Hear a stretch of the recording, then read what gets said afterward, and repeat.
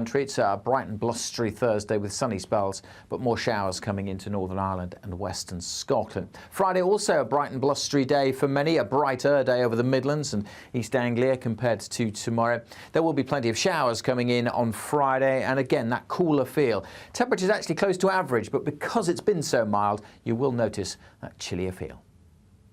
Looks like things are heating up. Boxed boilers, sponsors of weather on GB News.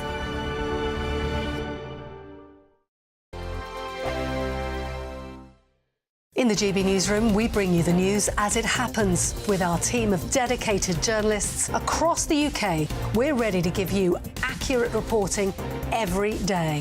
When the news breaks, we'll be there with bulletins on GB News, the People's Channel, Britain's news channel. Lee Anderson's Real World, Fridays from 7 p.m. Dr. Jane Jones, who's the clinical lead for Care After Combat. Yep. Jane, thanks for coming. And just tell me a little bit about your organisation. What do you do?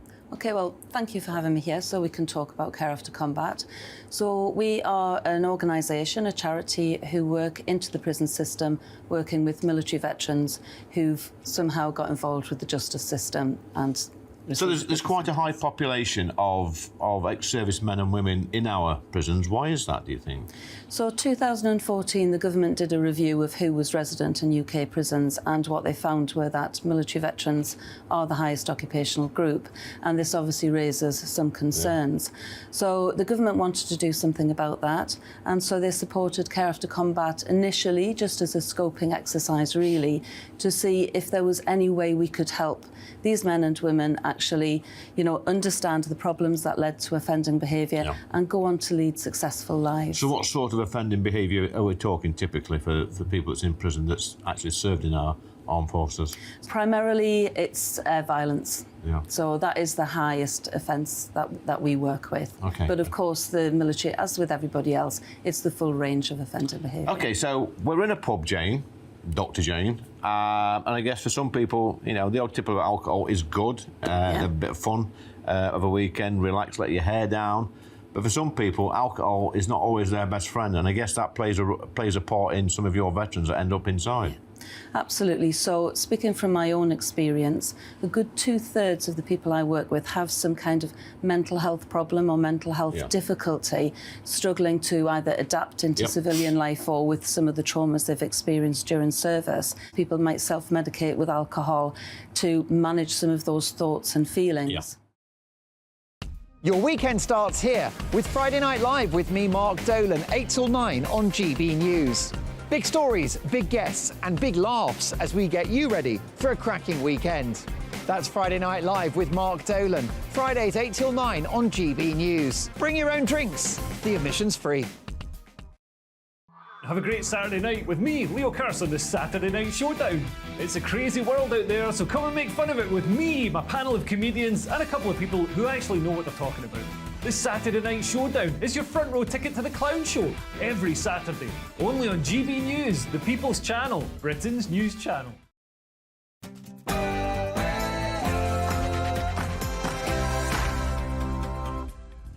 It's 9 p.m, I'm Patrick Christys, and it's chaos. And I apologise for a decision that didn't end up in the place that I wished for. The seemingly biased Speaker of the House of Commons has to go, doesn't he? And no ceasefire vote tonight after a day of farcical scenes. Is this a dereliction of duty? Plus, well, the biggest racist... I'm asking your opinion. Don't ask me for my opinion, because you won't get it, because you'll cut it out in a way that completely reflects a different message. Find out what happened when I got in amongst the protests. Our man Adam Cherry is still there as it kicks off into the night, this time at Trafalgar Square. We also go live to the tiny Cumbrian town rebelling against being turned into an asylum seeker dumping ground. It's an extraordinary evening. On the panel, it's senior political correspondent at the Daily Express, Christian Cowgie, activist and landlord Adam Brooks, and left-leaning commentator Rebecca Reid. Oh, and what's going on here?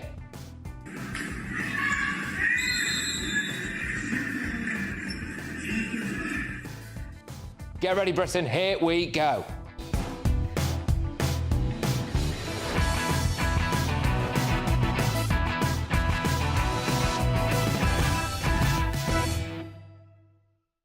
Resignations, rebellions, protests, political chaos. We have Tory and Labour reaction live and next.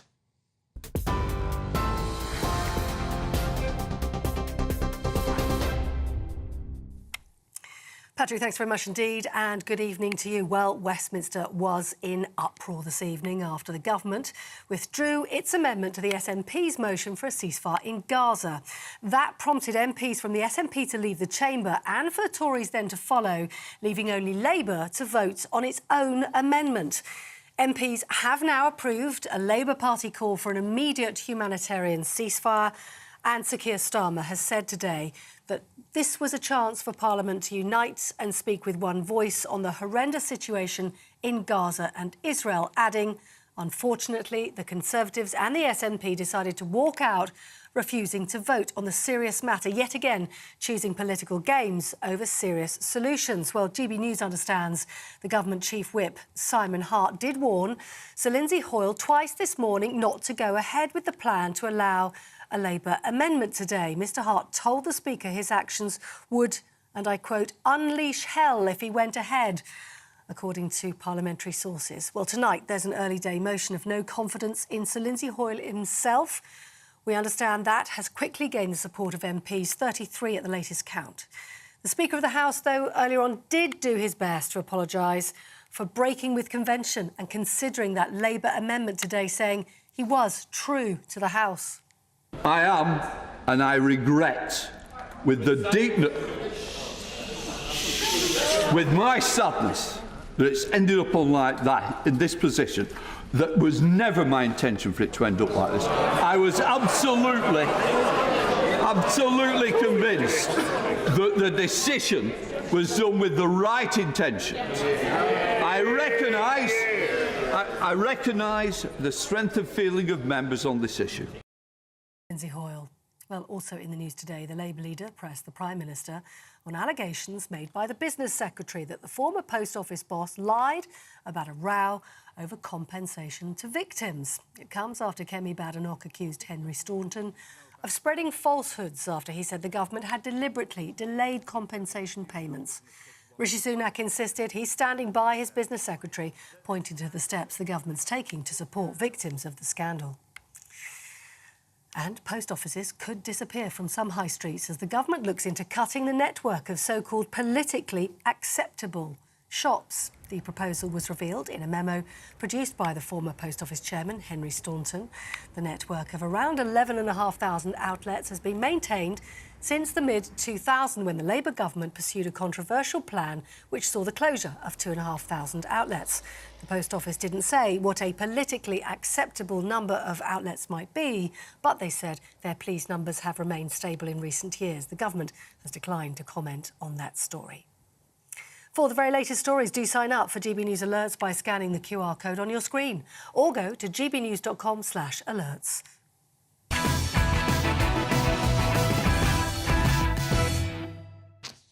Mob Rule won today. Bring in the clown, a trapeze artist and fire someone out of a cannon, because our politicians and the Speaker, Sir Lindsay Hoyle, have turned Britain into an absolute circus. It's a disgrace. The government has boycotted voting on the Gaza ceasefire debate. The SNP staged a mass walkout with the Conservatives in tow. And Labour Speaker Lindsay Hoyle has been forced into a grovelling apology after accusations that he'd pandered to the Labour Party and Sue Gray's wishes to save Keir Starmer. Can I just put that correct? I've never met with Sue Gray today. I didn't bump into her today. I'm offended by that comment. I think you'd like to withdraw it. And I apologise for a decision that didn't end up in the place that I wished for.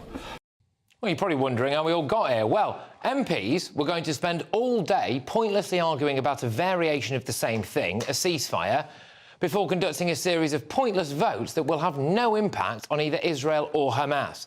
But it was the Speaker of the House of Commons, Sir Lindsay Hoyle, who stole the show. Mr Hoyle, who reminded everybody that he is very much a Labour MP, stands accused of colluding with his parliamentary party to help Sir Keir Starmer defuse a backbench and quite possibly shadow frontbench rebellion. He stepped in and saved his mate. So, here's how it all breaks down. It was the SNP who tabled the debate on a ceasefire in Gaza. Convention in the House of Commons dictates that MPs vote on the SNP's motion and then the government's amendment to it. That meant Keir Starmer was bang in trouble. Total turmoil. Rebellions, resignations from the shadow front bench, Labour MPs continuing to be hounded in the street. Mr Hoyle, though, had other ideas. I think it's important on this occasion that the House is able to consider the widest possible range of options. I have therefore decided to select the amendments both in the name of the Prime Minister and in the name of the Leader of the Opposition. So in an unprecedented intervention from the Labour Speaker, he added a vote on the Labour amendment, and as a result, Starmer was spared from a potential rebellion en masse. But it gets worse. Moments later, BBC reporter Nicholas Watt said, "The message from senior Labour sources was you will need our votes to be re-elected as Speaker after the election." Labour has since denied this, but the clerk of the House of Commons, Tom Goldsmith, actually wrote a letter to Lindsay Hoyle, warning that he was breaking with convention. And just hours ago, Leader of the House, Penny Mordaunt, in a scathing address, announced that the Conservatives would have no involvement in this political circus. This decision has raised temperatures in this House on an issue where feelings are already running high, and it has put honourable and right honourable members in a more difficult position. It also appears from the advice of his clerk that the decision is taken against the long-standing and established processes and procedures of this House. The Government will play no further part in the decision this House takes on today's proceedings. Mordaunt's counterpart, Labour's Lucy Powell, got a bit desperate. Keep shouting, you're just embarrassing yourselves, quite honestly. It's astonishing, really, Madam Deputy Speaker, that the party opposite are now suddenly finding themselves standing in defence of the Scottish Nationalist Party. Well, then Labour MP Chris Bryant stood up to speak, and everyone in the SNP and the Tories, and frankly the public, had had enough.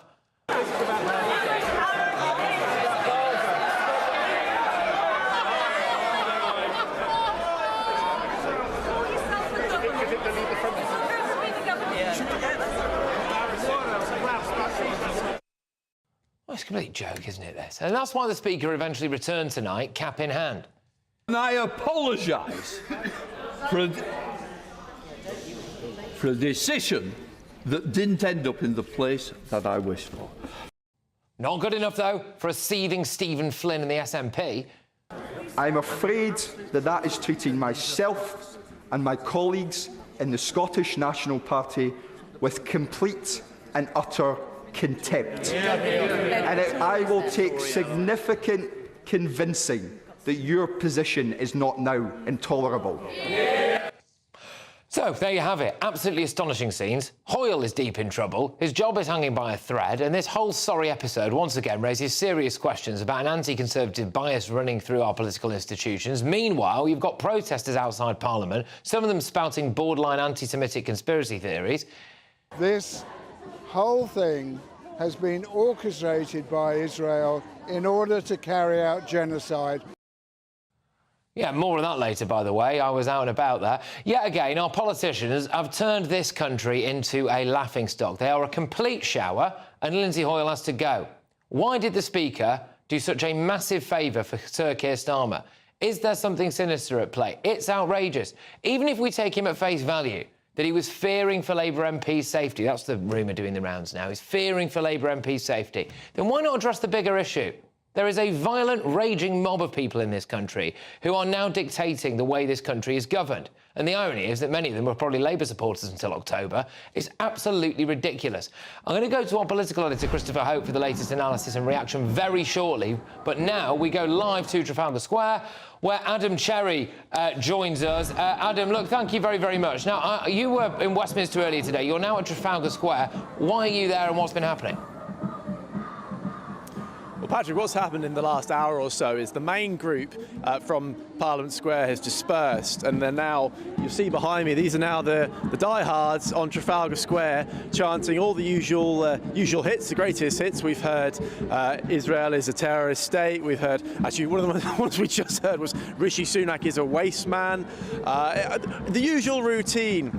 I am surprised at how quickly things have changed in the last hour. As you say, when you were there earlier, that I think was at its peak. It was quite a hostile environment there, hostile environment, so to speak. And our colleague Martin Daubney was egged whilst he was standing there. Now it's a little bit quieter. But I must say, Patrick, also in the last few minutes, since we have been standing here, we've seen no less than 3 London bus drivers bib their horns in support of this group. Just extraordinary. These guys are paid for by the taxpayer. They work for TfL, and yet they're supporting this incredibly hostile and incredibly political group. All right, look, Adam, thank you very much. Make sure you take care out there. I don't want you going the same way as Daubney, who's quite literally been left with egg on his face, unfortunately. That is Adam Cherry, who's out at Trafalgar Square for us. I was out and about earlier on today when things, I think, were a bit more heated, it's fair to say, outside Westminster. I'll bring you what happened there a little bit later on in the show. But let's go now to our political editor, Christopher Hope, and it's on days like this that he earns his money. Christopher, what the heck is going on? Well, briefly, Patrick, today is one of the days when the SNP have control of the order paper. They have a debate on issues they want to have a debate on. They plan 2 today, one on Gaza and one on the £28 billion U-turn by the Labour Party on green spending. Both issues were designed to cause difficulties for the Labour Party. Don't forget, in Scotland, the SNP and Labour are going for it, hammer and tongs for seats. The Tories are a distant third. That's what happened, but all went wrong when Lindsay Hoyle thought he'd try and allow Labour MPs to vote for an option that wasn't there. He changed the rules, in a sense like a referee changing the laws of football moments before a game starts, and that prompted the SNP and Tories to walk off and to leave the future of Lindsay Hoyle now hanging by a thread. Now, he started at 7 p.m. apologising. That wasn't enough for other MPs, and we'll see tomorrow how it plays out. But if you lose confidence of yourself in Parliament, then you don't last long here. 33 MPs have signed a petition, a motion in Parliament, saying they haven't got confidence in Lindsay Hoyle. Earlier, I spoke to John Healey. He's the Shadow Defence Secretary, about what on earth happened. Here's what he had to say. What on earth has happened in the House of Commons tonight? Well, this was a day we could have shown the best of the British Parliament coming together to demand an end to the fighting now in Gaza, much more aid into Gaza now, a release of the hostages now, and a ceasefire that could be observed by both sides and build into a lasting peace. Instead, we've shown Westminster at its worst, descending into a row about procedure, with the Conservatives boycotting their own vote, the SNP walking out on their own debate, and this has done nothing to help the Palestinians, and it's done nothing to advance the cause of peace. Christopher, thank you very, very much. It's been great to have you right at the top of the show. We might end up going back to you as more drama unfolds. It's our political editor, Christopher Hope, there, who's been doing stellar stuff for us today. Look, I'm going to go now to Conservative MP Philip Davies. Philip, thank you very much. So, as we understand it, 33 MPs have essentially signed a letter of no confidence in the Speaker. Are you one of them? No, I'm not. No, I'm not. I don't think that Lindsay Hoyle should go as Speaker.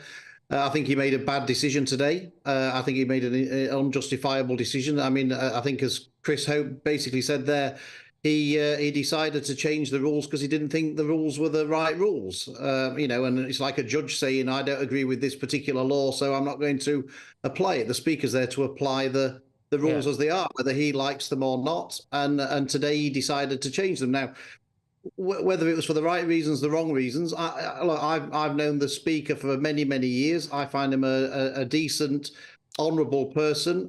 He's made a mistake here. If everybody who made a mistake in Parliament lost their job as a result of it, I'd have probably gone 19 years ago, Patrick. So I'm not going to rush to judgment on people. I think he's made a mistake. He came to the House and apologised, which is very, very big of him to have done that. Actually, you know, not many people would have done that. And look, I think it was a bad day. Just, Philip, can I just ask? Obviously, most people would absolutely respect what you've said there. You know, you're an honourable guy and all of that stuff. But what is the real reason why he's done it, do you think? Do you think it's that he caved into pressure from Labour and wanted to prop his mate up? Or do you think he was genuinely afraid that, you know, Labour MPs might get attacked in the streets? I mean, either one, I would say, is pretty bad. Yeah, I mean, I think Labour did try and put intolerable pressure on the Speaker one way or another. I mean, there was a rumour earlier that Nicholas Watts from BBC Newsnight, he said a Labour minister, a shadow minister, had said to him that they told Lindsay Hoyle that if he didn't agree to their motion, they'd remove him as Speaker after the election. Now, that's been denied by both the Labour Party and by the Speaker's office, so we've got to take that at face value. But I have heard from other Labour MPs in the division lobby earlier that they were basically saying to the Speaker that if he didn't allow the motion, then Labour MPs would be subject to abuse, intimidation, their security would be at risk. And the Speaker has been very big on MP security and very concerned about it. And so it's, has that played a part in the decision? I genuinely don't know, Patrick. I mean, I hope not, because that's mob rule. It's mob rule. Exactly. If we end up having decisions made in Parliament or we have MPs voting in Parliament, not for what they believe in, but in order to appease the mob, then we haven't got a democracy left, and that would be intolerable. But whatever the reason was, Patrick, he made a mistake. I think he now accepts he made a mistake, and I think on that basis we should move on. Philip, look, thank you very, very much. Philip Davies there. Look, the reason why I've been so twitchy there is I've been getting running updates in my ear as to the number of people who have now signed this. Apparently we're up to, it was 37, now it's 38 people said that they have no confidence in Lindsay Hoyle. So look, those numbers are rising, of course. I think I'm right in saying as well, I'll go to my panel on this in a second, that when Burko went, I think it was up to 22. So there is a precedent here. Let's get the thoughts of my panel. It's senior political correspondent at the Daily Express, Christys Cowgie. I've got businessman and activist Adam Brooks, and also, as well, I, of course, have author and journalist Rebecca Reid. Christys Cowgie, Lindsay Hoyle, got to go? It's up to MPs, frankly. Do they have confidence in him or not? And it might sound an obvious thing. I would say also the SNP as a party not supporting him is very significant, right? Because they're the third largest party. And if their leader isn't supporting Lindsay Hoyle, then that's more significant than a large number of Tory backbenchers.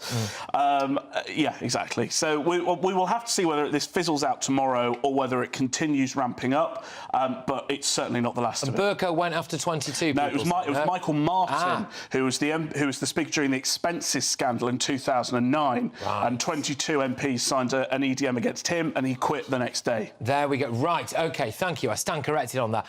Adam, have we given it a mob rule here? Yes, I believe so. To me, it looks like Labour. It's my opinion that Labour have bullied him into this decision. Keir Starmer has been let off an embarrassing rebellion from his own party, which would have torn Labour apart.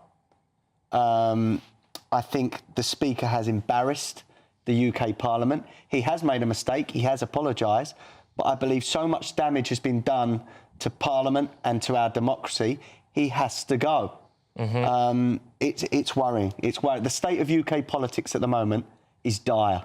The reason I'm just checking my phone is I have just had a message from a Tory MP, who I will not name, who said that he's basically teeing off as we speak now on Keir Starmer and in particular Lindsay Hoyle, piling political pressure on Lindsay Hoyle, raising pointless points of order. He's just absolutely incensed about what's happening here. I mean, I'm sorry, Rebecca, but is this not just an insight into what a Labour government might look like? Caving into mob rule, piling pressure on a Labour Speaker, potentially, although it's been denied, threatening to defrock him at the next election if he doesn't give in to this. Meanwhile, we don't have a ceasefire at all, do we? We don't have anything that looks like a ceasefire. People are still dying.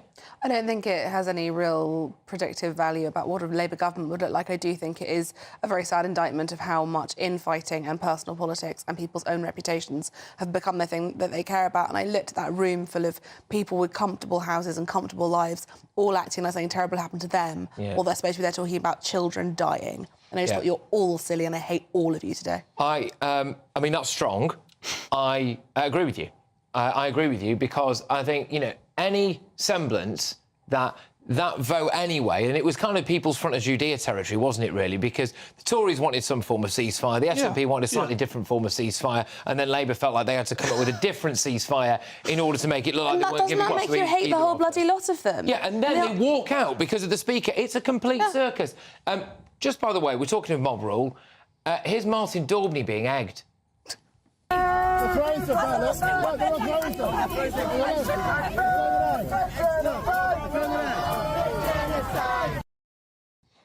Oh, grief. Christian?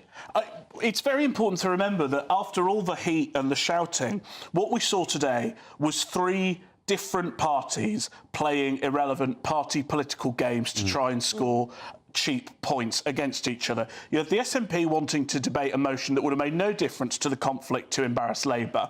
You had a Tory party that put down a motion to try and embarrass Labour. And you had Sir Keir Starmer desperately trying to avoid up to 100 MPs rebelling and further front bench resignations. And in doing so, bent the arm of Lindsay Hoyle. Now, I put to you this. Lindsay Hoyle was weak today, and that's not a good thing. But ultimately, it was Labour and Keir Starmer that bullied him into doing this, right? Either they said they used the excuse of we'll get threatened and abused by the way, the same people that used to be supporting them. Absolutely. Or they supported entering the country over the last decade. Or they said, you know, at the next election, we'll get rid of you. Because I think ultimately Labour love to claim they play by the rules, but if the rules aren't ones that agree with them, they will change the rules. Oh, I'm just having something in my ear. Apparently, The Guardian is reporting that 100 Labour MPs were ready to rebel today, apparently. Well, and Lindsay Hoyle has basically saved Keir Starmer from that. That makes it even worse. You know, and what MPs have got to realise is we pay their wages. They're there to represent us. It doesn't matter if they're blue, red, yellow or what party they are. We pay their wages. We pay the speaker's wages. They've got to grow up and start representing us. This is a joke. I think that's their problem, is that a lot of them are representing a constituency where they feel very strongly that a ceasefire must happen. So they're trying to represent us. They're trying to do their jobs, and they were in an intolerable position themselves. Labour tried to get the Muslim vote back. That's what they've tried to do. That's a very, very broad brushstroke way of saying it, and I think to suggest that all Muslims think one way is fairly... No, I didn't say that, Rebecca. But they've lost a lot of Muslim votes. They're trying to get them back. I don't think they have lost. I think it's going to be an incredibly tricky situation going forward. Right, look, still to come. Former deputy chair of the Tory party, Lee Anderson, was inside the Commons. He is one of these people who has signed a letter of no confidence, essentially, in the Speaker. So I'll be talking to him all about that. But up next, it's our head-to-head. Has the Labour Party let itself down today after conjuring a political circus over the old Gaza ceasefire debate? I'm going to be joined by former Labour Minister Bill Rammell and former Labour MP Chris Williamson, who I'll also be asking about, obviously, the Speaker Lindsay Hoyle's unprecedented actions, because we have been somewhat overtaken by events. And I was outside Parliament earlier on, and I'll be showing you exactly what kind of stuff people were saying. It's not to be missed. Patrick Christys tonight, only on GB News.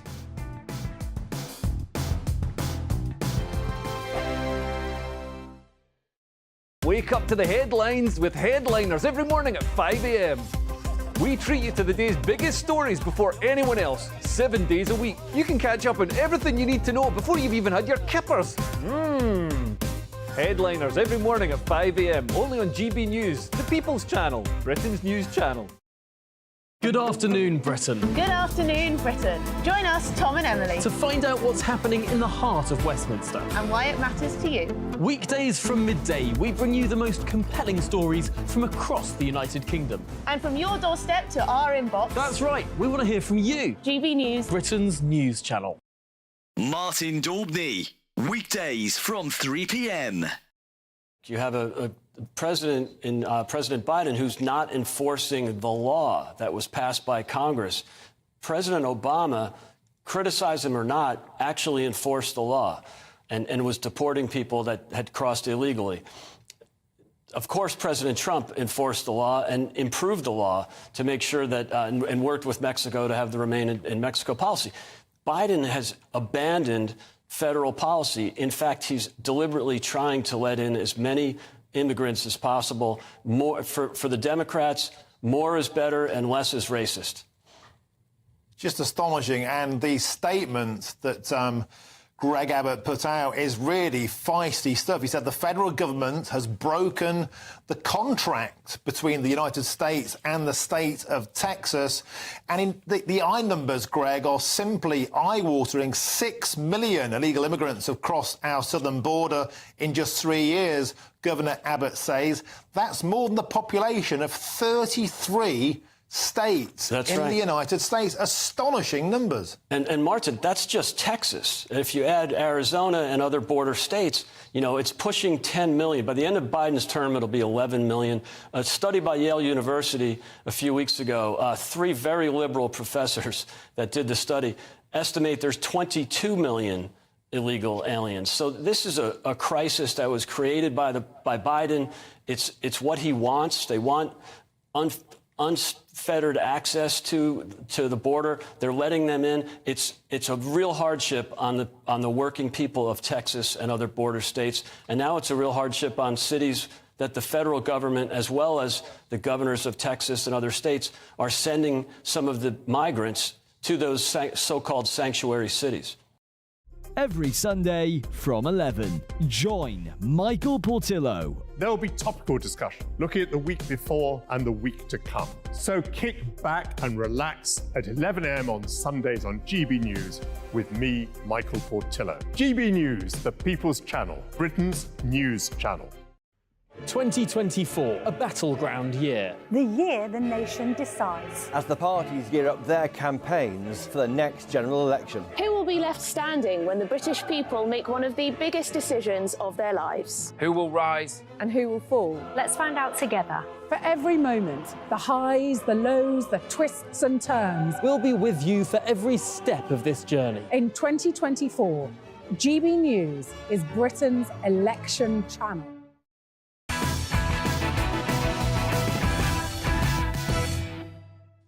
Welcome back. The latest, as I understand it, is there are now 38 letters of no confidence in Lindsay Hoyle, and apparently 100 Labour MPs were about to rebel before he steps in and saved his mate from the chopping block. But it is time now for our head-to-head.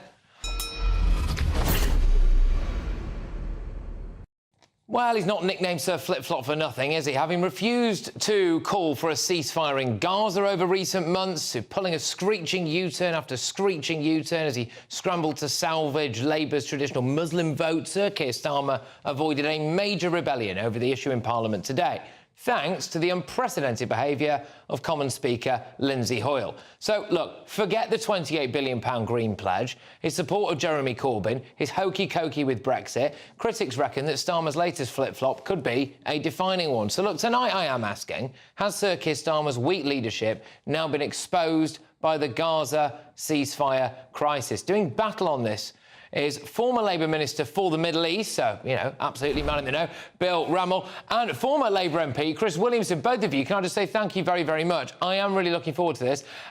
Chris Williamson, I will go to you first. Has Starmer been exposed over his position on Gaza, do you think? Well, he's made his position pretty clear, I think, in that he said that he's a Zionist without qualification. So he's bent over backwards, it seems to me, to, facilitate the Israel lobby in this country, and has whipped his MPs to not support the Palestinian people and to not support an end to these appalling scenes that we've witnessed on our television screens and on our smartphones. I mean, it's a shocking state of affairs. There's a genocide, as we know, taking place in Gaza right now. And, Starmer's been left wanting. But certainly I think these parliamentary parlour games this evening have shown him up as in many ways a very weak leader. I agree, because he didn't want to face the prospect of a major challenge to his leadership in 100. I think he was reporting 100 MPs potentially rebelling. All right, Chris, I'll come back to you. Yeah, that is the line that is just landing now, which is apparently about 100 Labour MPs were about to rebel. I mean, that is absolutely massive for the Labour leader, if true. Bill, I'll bring you in there. Look, some strong allegations there from Chris about Keir Starmer essentially being a Zionist. But also, even if Keir Starmer was trying to bend Lindsay Hoyle's ear and say, look, do you understand, if we don't get this amendment tonight, there's going to be trouble. My MPs are going to get an absolute kicking. Well, hang on a minute. Hasn't he caused that anyway? Look, conversations take place between frontbenchers, leaders of parties and the Speaker of the House of Commons every day of the week, and it's legitimate to press for a vote on the Labour amendment. But Keir hasn't been remotely weak. He's been ruthless in tackling anti-Semitism. Throughout the Gaza conflict, he's made clear the Labour Party's support for Israel, its support for its right to self-defence, but concern about the plight of Palestinian civilians. And yes, the Labour Party, and you talk about flip-flop, I think that's a million miles wide of the mark. The Labour Party's position has evolved on the conflict, just as the position of Australia, Canada, New Zealand, the United States. Can I ask you this then, Bill? And I'm sorry to interrupt, but I think this is important. If you're saying their position has evolved, Bill, on this, I was at those protests tonight, and I've got to ask you a question that those people were putting to me. If he now thinks that the fighting needs to stop, what was the exact number of lives lost that was that target for him before he reached that conclusion then, Bill? I think what has persuaded Keir, what's persuaded the Americans, what's persuaded our own government to speak out about the need for a ceasefire is the fact that, frankly, the Israeli government has not been listening to its friends and allies about the conduct of the conflict. And that's why the Labour Party put down the amendment that it did today, which made clear our support for a humanitarian ceasefire, but made clear it had to be genuine on both sides, so that Hamas had to stand down, that a two-state solution had to be a contributor to the peace process and not an outcome of the peace process. OK, Chris, I'll throw it back to you. I saw you shaking your head a bit there when Bill mentioned anti-Semitism and Keir Starmer rooting that out of the party. Look, I don't mean to rake up the dead or anything. I know that you have been accused of having some pretty fruity views in your time, OK, which no doubt you will disagree with that accusation, but that is the accusation. Do you think that maybe Keir Starmer is having to give in to people with quite extreme views and that maybe you guys are part of the problem, dare I say, Chris? Go on.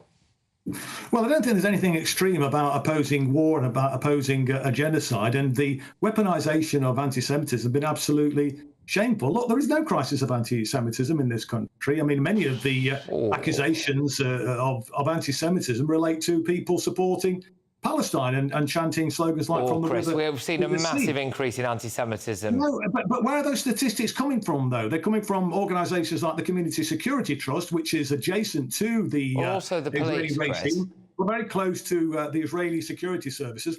And the sort of statistics that they are using is the number of demonstrations of people who are coming out in their tens of thousands, indeed millions, to support. Chris, 589% increase since October the 7th in anti-Semitism, Chris. 589% increase. You can't sweep that under the carpet. History didn't begin on October the 7th. Let's remember that Israel was born out of terrorism.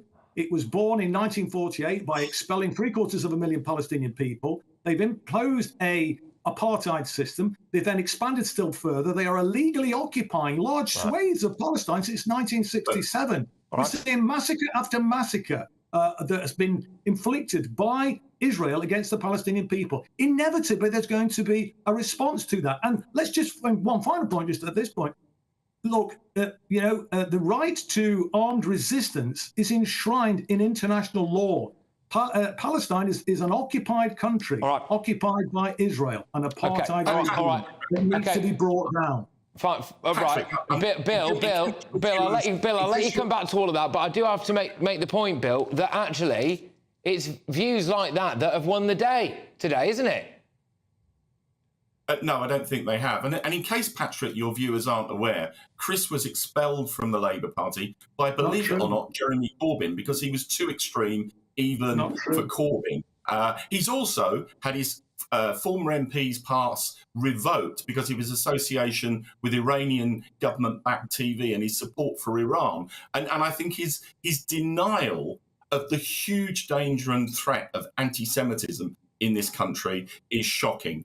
We have changed the Labour Party. Keir has changed the Labour Party by ruthlessly tackling anti-Semitism. That was the right thing to do, and people like Chris have been expelled from the Labour Party as a result. Right, Bill, finally on this now, if it turns out that Keir Starmer has, through Sue Gray or otherwise, has lent on Lindsay Hoyle today to get that breach of convention, something has to be done about that, Bill, no? Yeah, but there's no evidence whatsoever that that's what happened.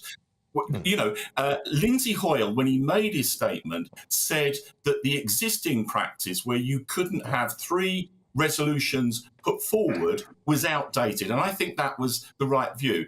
The SNP has weaponised this issue, as it always does. And I also think there are serious questions for the Tory party. They withdrew their amendment. Had they not done so, there would have been a vote on the SNP resolution. So, you know, I think there's serious questions for the Tory party and the SNP. OK, look, both of you, thank you. We could have done this all night, actually, obviously, but apologies. We are banging up against it this evening, so I hope you both understand. Thank you very, very much. That is former Labour MP Chris Williamson there, and that is former Labour Minister for the Middle East, Bill Rammell, who obviously have radically different views on this, to say the least. Who do you agree with? Has Sir Keir Starmer's weak leadership been exposed by the Gaza ceasefire crisis? Nick on X says it was weak leadership even before the ceasefire crisis. William says, not sure if it exposes weak leadership, but it certainly exposed who he'll be pandering to when he's in number 10. Massive problem. Exactly that. I just say that, didn't I? That whose views have won the day today? Jim says Starmer played this very well and has avoided all that. Has he? Being about him tomorrow. If the Tories and the SNP hadn't stormed out, they could have had a vote today. I suppose there is that, isn't there? Look, 91% of you think that Sir Keir Starmer's weak leadership has been exposed by the Gaza ceasefire. 9% of you say it hasn't. I've got a tweet here from Chris Williamson, apparently. Williamson tweeted, every Labour MP contributing to the hashtag Gaza ceasefire debate in the House of Commons this afternoon is reinforcing why... it's essential that it hasn't happened anyway. Someone's moved that in my auto cue, so thank you very much for whoever did that, but there we go. Coming up, after Kemi Badenoch waded into the political row over post office compensation payments, Labour's Keir Starmer grilled the Prime Minister on the issue earlier today. Chris Head, once accused by the Post Office of owing more than £80,000, he said this yesterday, there is a lack of transparency. Yeah, so look, the man referenced there in the Post Office scandal victim is Christopher Head. Now, he will join me live, because there is more than one story in town today. But next, Leigh Anderson. He was inside the chamber for today's explosive political pantomime over the Gaza ceasefire vote. No surprises here. He's absolutely raging with Speaker Lindsay Hoyle. He's put his name to a no-confidence motion. You're going to get the inside story, and you're going to get it right here when I come back. I'm Christopher Hope. And I'm Gloria Di Piero, bringing you PMQ's live here on GB News. Every Wednesday, we'll bring you live coverage of Prime Minister's questions when Rishi Sunak and Sir Keir Starmer go head-to-head in the House of Commons. We'll be asking our viewers and listeners to submit the questions that they would like to put to the Prime Minister, and we'll put that to our panel of top politicians in our Westminster studio. That's PMQ's live here on GB News, Britain's election channel. The Camilla Tominey Show, Sunday mornings from 9:30. Questions to be answered, and there seemed to be a significant amount, does once again point its way to a public inquiry into exactly what happened in this case. Starmer's called for that. Would you call for that too? I certainly think that first of all, there's one thing that's happening now. The NHS have to order an independent inquiry. That's been done. So they've got to look at all the whys and wherefores of what happened with this man. If it appears that we're not getting sufficient depth and breadth to this, then I think having an inquiry with all the powers that brings would be extremely advantageous. What I don't want is some long-winded inquiry that will take years, by which time other people will have been put at risk and maybe other lives have lost. We know what the problems are here, Camilla. Law's been passed on this. This is all about making sure on the ground we implement the highest degree of monitoring in order to ensure the safety of the public. Has care in the community failed? I mean, it seems oxymoronic to say that it's care in the community in this case. We know that the number of psychiatric care beds has been slashed from 52,000 back in 2001 to 24,000 now. I've anecdotally, because I wrote my column about this in The Telegraph yesterday, received quite a lot of correspondence from people saying the situation with care in the community is dire. People aren't being adequately monitored. Was it a mistake to close down all of those mental institutions? I don't think we should go back to those days when we had those appalling institutions where we just lock people away and forget about them, and not just mental health people, but autistic people and disabled people. Horrific way to treat individuals, and you know I campaign on that a lot. I know. However, I think if we move into a more community-based approach, which can be really good for many, many people who are on the spectrum and on that scale of mental health, we have to remember there will be a small but significant number who will continue to pose a danger. And that's why monitoring is so important. I'm Michelle Dewberry, and I'm not here to tell you what to think. I'd much rather hear what you have to say. So send in your opinions to gbviews@gbnews.com. Keep them clean, and you never know, I might read them out. With my panel here on Jubes & Co, we debate, we get stuck into the issues of the day on a show where all views are welcome, especially yours. GB News, the People's Channel, Britain's news channel. I think the most exciting bit for me is talking to people. People who I think are ignored often by the major news channels. We're going to give news they want to hear. There's a voice there that needs to be heard. I think there's a chance here for a diversity of opinion to be expressed, which you don't find elsewhere. It's really exciting. We don't hold back. We're free to say how decisions that are taken here affect us all around the country. Only on GB News, the People's Channel, Britain's news channel.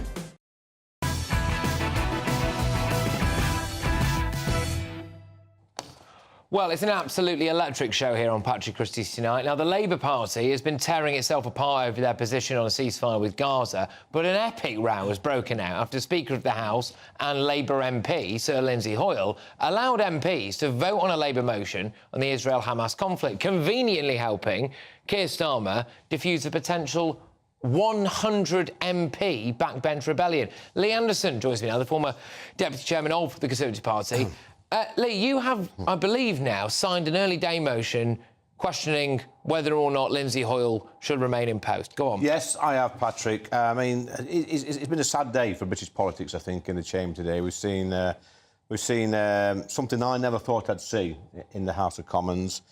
To be fair to the SNP, who I probably disagree with on most things, it was their day. It should have been their day in Parliament today to have their say and have their vote and go away relatively happy tonight. But they were denied that by the Speaker sort of changing the rules early doors this morning, and it led to these chaotic scenes that we've seen tonight. And the only thing I can think of, and some of my colleagues, is that because of there was a rebellion. We knew there was a rebellion coming up from probably up to 100 Labour MPs and some of them front benches as well.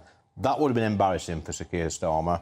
And it is my opinion that pressure has been put on the Speaker to change the normal process, if you like, and allow Labour to take control of the debate. It wasn't their debate, Patrick. This was a debate for the SNPs to go and say this stuff and have their vote and go away. Well, so look, do you think that the Labour Speaker helped out his Labour Party mates? Well, he has done, whether he's done that on purpose or not, but he's definitely helped out his Labour mates because, like I say, there would have been a massive rebellion tonight in the House of Commons from the Labour Party. Front benchers probably resigning as well. And you know what? We've got this election year, as you know, side as well, screaming on Parliament Square. So there's lots of things in play today, but sadly for the Speaker, I've got the greatest respect for Sir Lindsay. I think he's been a great Speaker, but today I think he's let himself down. I think, personally, he's probably been bullied and cajoled into this, had too much pressure. And to be honest, Patrick, when he came back in the chamber later on, I think about just before 7 o'clock, for me, he looked like a broken man. Well, obviously, Sir Lindsay Hoyle and the Labour Party have denied any of the idea that there was bullying or whatever. What the line is, that, as far as we can tell, because this is changing every 2 minutes, but is that he was fearful that Labour MPs were going to end up maybe getting attacked or cajoled in the street or harassed in the street if this wasn't allowed, and that is something that is absolutely unconscionable. To which I would politely say, that again is not dealing with the real issue, which is that we have a mob of people outside. We have had, Patrick, time and time again, opposition day debates in that place in Parliament where, you know, the opposition, to be fair, they've spun things to put us in a bad light. I'm thinking about votes on free school meals, which was nonsense, dumping sewage into our waterways again, which was nonsense. But these are political games that politicians play. We all do it to make the government look bad. They've done this. We've had threats. I've had threats in my inbox, threats on the street, abuse, all sorts of stuff. Never acted then, but all of a sudden when it comes to this issue, which, by the way, again, I'll repeat, was the SNP's day in Parliament, it's changed the rules, and we're seeing now the fallout, and this is not going away. So you think he's got to go? I think, well, I've signed the EDM, yeah. I've got no confidence. I had 100% confidence in him before today. I think he's a decent man. I've always got on well. He's always been fair with me, but on this occasion, he's let Parliament down. What about the school of thought that says if politicians really cared about a ceasefire and about saving lives and about all of this moral stuff that they bang on about all the time, then they would have just voted on something today. And instead they did walk out. I mean, it does...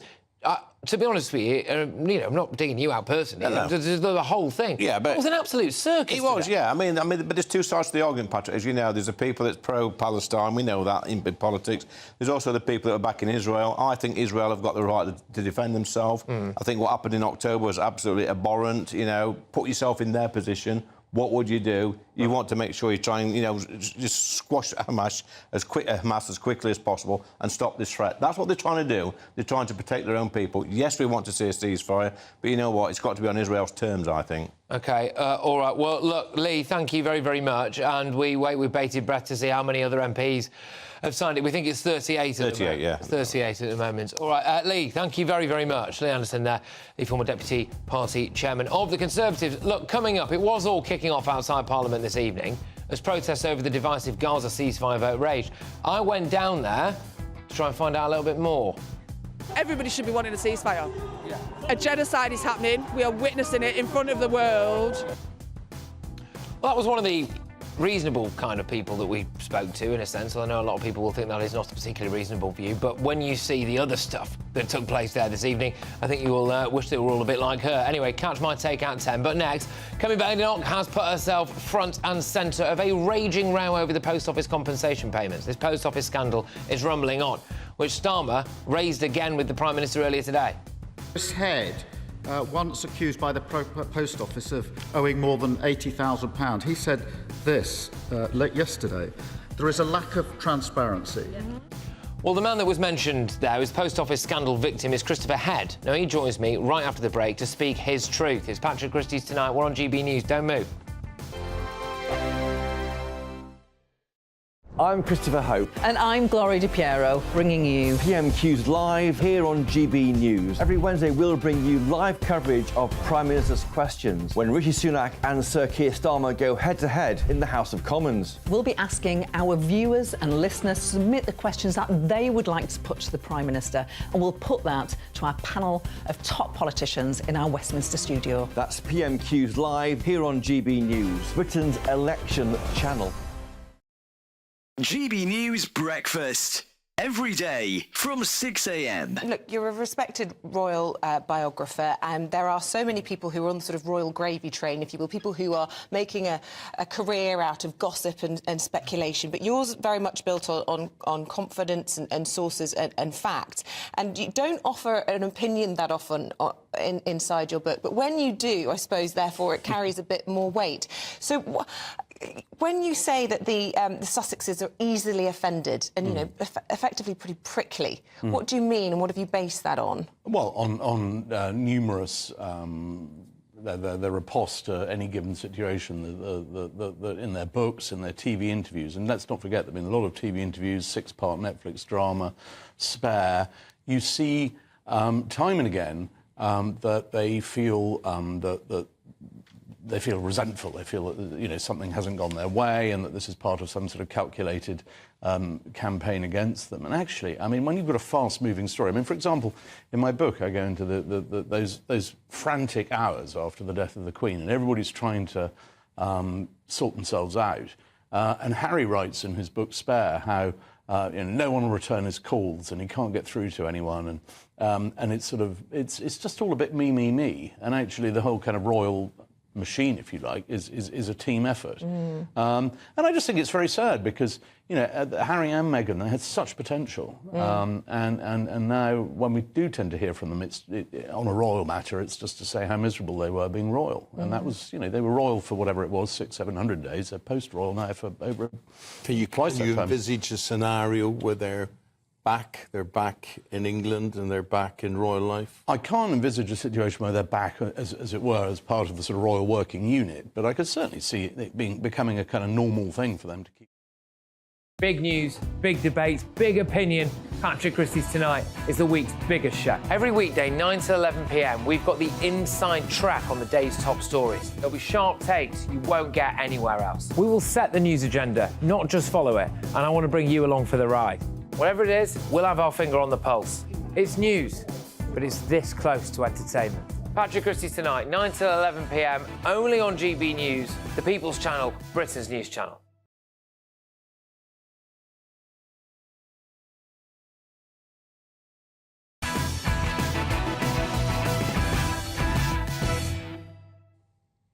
Welcome back, it's Patrick Christys tonight. We're only on GB News. Now, look, coming up, after British politicians spent all day arguing over a ceasefire in Gaza, are important domestic issues being forgotten? I will also reveal to you what happened when I tipped up at the protest outside Parliament. But first, there is another story in town, and that's the Post Office scandal continuing to go unresolved. Now, former Post Office chairman Henry Staunton revealed over the weekend that a top civil servant told him to delay paying compensation to wrongfully convicted sub-postmasters so that the government could, quote, limp into the next election. Well, a furious Kemi Badenoch hit back at the claims on Monday. These allegations are completely false. It is so disappointing that he's chosen to spread a series of falsehoods, provide made-up anecdotes to journalists and leak discussions held in confidence. Well, now Staunton's hit back. He's unearthed a memo from a civil servant at the business department who indeed did tell him to hobble into the general election and not rip off the band-aid in terms of compensation payouts. Sir Keir Starmer took the Prime Minister to task over this debacle at PMQs earlier today. What? Years of delay, Prime Minister, or cover-up are causing them anguish. And yesterday, Chris Head, once accused by the Post Office of owing more than £80,000, he said this yesterday. There is a lack of transparency. We need to see the correspondence between the Post Office, the Department and UKGI, because all of the time, everything gets shrouded in secrecy. Right, OK. Well, I am joined by former sub-postmaster and Post Office scandal victim, Christopher Head. Christopher, thank you very much. I think, unfortunately, you are now a political football, aren't you? Yeah, obviously this row's erupted between sacked Henry Staunton and Kemi Badenoch. No idea who's telling the truth, but obviously it doesn't help us as post office victims, does it? You know, when we're still fighting for the compensation, it still appears to be delayed. Whose fault is that? We don't exactly know, but we are just sit here watching it all play out. Yeah, how does it make you feel when you see that, OK, someone's piping up at Prime Minister's question time, we've got Kemi Badenoch talking about that there, we've got former civil servant, and meanwhile, you're there, still out of pocket, and still with all of the problems that you had originally? It's really frustrating because obviously, you know, we've been promised time and time again, if we roll this back to 2019 after the end of the court case, we were promised it would be sorted then. And here we are 5 years later, being promised you know, many times again that it will be full and fair compensation, and yet hasn't been delivered, and we're just sitting and watching this row play out. Just to clarify on this, how much money are you after? I mean, obviously, what we did is that we had the claim professionally quantified by a team of forensic experts. The claim does run into 7 figures, but they've offered, you know, less than 15% of the claim that's put forward. And I said they're not my figures that I've made up. They've taken my tax records, my business accounts, they've run and put them together. The government's paid for them and they've approved them experts, but they just simply don't want to accept what's in it. What would your message be? Look, we've had an absolute shower in the House of Commons today for a variety of different reasons, which has formed the basis of my show, all right? But then this is just another one, isn't it, really? I mean, when you look at politicians now doing absolutely everything they can, it appears, not to give you compensation and have tried to sweep this under the rug, and you joined quite a long list of people. We had the infected blood scandal as well, didn't we, before that, and goodness knows what else, where people were desperate to get compensation and couldn't get it. Well, what would your message to the British public be about the calibre of the people who we've elected to represent us, do you think? It's what I tweeted about earlier on. You know, the political system is just not working. It's not working for the people. I mean, we're seeing scandal after scandal, whether it's Post Office, whether it's Hillsborough, whether it's infected blood, and until there is proper redress delivered to all of the people involved, and we get some kind of accountability, which hopefully will act as a deterrent to stop the scandals happening again, I can't see how this doesn't keep on playing out for years to come. Quick message to Kemi Badenoch and Rishi Sunak. I mean, look, to be fair, they are actually in a position to do something about this now. Look, they need to deliver on the promises that they've made, which is full and fair compensation, and deliver it now. Deliver it now. All right, look, thank you very, very much, Christopher. That is Christopher Head there, who is the former sub-postmaster and post office scandal victim who was mentioned at Prime Minister's Questions by Sir Keir Starmer earlier today. Very grateful to have you on the show. I hope to have you back on again, and we'll keep this rumbling on. So there we go. Thank you. Look, coming up, locals in the tiny Cumbria town of Millom are fuming that 8 local homes will be given to asylum seekers. They are basically saying we don't want to be an asylum seeker dumping ground. Community tensions are rising. I will speak to the mayor of Millom, Simone Faulkner. But next, tensions were running incredibly high outside Parliament today. This whole thing has been orchestrated by Israel in order to carry out genocide. Yeah, I had a day of that, a whole day of it. You don't want to miss my run-in with some of the pro-Palestine protesters. And, well, look, whilst I warn you that some of their views will offend you, I think it's important that you hear them. It's Patrick Christys tonight. We're on GB News.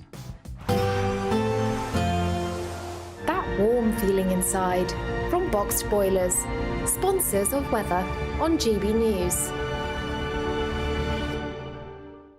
This is your latest weather update from the Met Office for GB News. Good evening, I'm Alex Deakin. More wet and windy weather to come, particularly lively gusts tomorrow across parts of the south. We've seen plenty of rain today from this set of weather fronts. They are heading out into the North Sea, but more are following on behind, bringing showery rain to Northern Ireland and a good part of Scotland through this evening. Now, for most of England and Wales, much of the night will be dry and clear. Could turn a little misty, 1 or 2 fog patches in places, but look, more heavy rain returns by the time we get towards dawn. A mild night again across the south, but starting to turn a little colder further north. Cold enough for the showers in northern Scotland to fall as snow over the hills. It's rain, though, further south, giving us cause for concern. Heavy rain falling onto saturated ground could cause some flooding, so we do have a Met Office yellow warning in place, and then the wind's really whipping up just for a short period across the southeast through the day tomorrow. Could cause some damage, potential for some disruption as those gusts suddenly whip up for a time. So wet and windy across much of the south, particularly the southeast. Large parts of the country, it's a bright and blustery Thursday with sunny spells, but more showers coming into Northern Ireland and western Scotland. Friday also a bright and blustery day for many, a brighter day over the Midlands and East Anglia compared to tomorrow. There will be plenty of showers coming in on Friday, and again that cooler feel. Temperatures actually close to average, but because it's been so mild, you will notice that chillier feel. Looks like things are heating up. Boxed Boilers, sponsors of weather on GB News.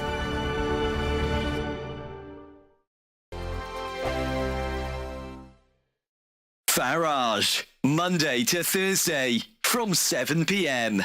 Lots of people have different ideas, but principally a conservative approach to getting growth is to reduce taxes so that people, ordinary people and businesses can spend more of their own money to invest and grow the economy. So the theory is that you cut taxes and that then pumps more money into the economy. Exactly right. And then people, you know, it's not government that are creating wealth. It's individuals, businessmen, companies that create wealth. It's the private sector that creates wealth, that the public sector then taxes and spends. I get the theory, but one of the criticisms of you, and I think one of the criticisms actually of all political parties, is they appear to be incapable of cutting government spending. That's the key. I mean, and I think when I look back, is that we should have had a credible plan to reduce the increase in spending. Now, that's often a difficult concept to explain. But it's in line with inflation, etc. That's all right. So when you're slowing the increase, it means, you know, one year you spend £100 and the next year you spend maybe £101 as opposed to going up to £110. So the actual level isn't going down, but you're slowing the increase. And that's very much what I tried to do. And actually, looking back, the one thing I wish I'd done, was to present a credible spending plan at the same time as the tax cuts that we announced. You had a go, it didn't work out for whatever reason, and that analysis will go on for some years to come. We have Jeremy Hunt there as Chancellor now, hinting quite strongly now there won't be any tax cuts, but the truth of it is, under 14 years of Conservatives, for a variety of reasons, the tax burden has risen to the highest since the Attlee government way back in 80 years, 1951, whatever it is.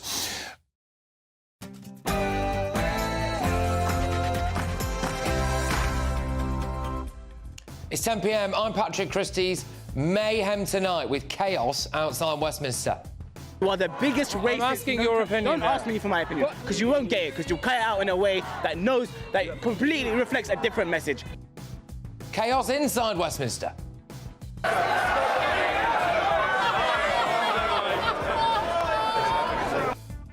No ceasefire vote. The biased speaker should resign. Has he caved into extremists? This whole thing has been orchestrated by Israel in order to carry out genocide. And we are live to the tiny Cumbrian town rebelling against being turned into an asylum seeker dumping ground. I've got tomorrow's newspaper front pages with my top panel tonight as Express political correspondent Christy Cowgie, businessman and activist Adam Brooks, and left-leaning journo Rebecca Reid. Oh, what on earth has happened here?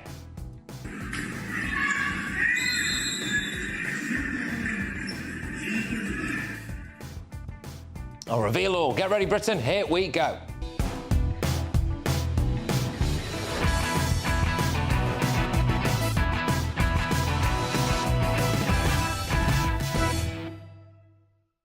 The extremists have won. I'll explain why next.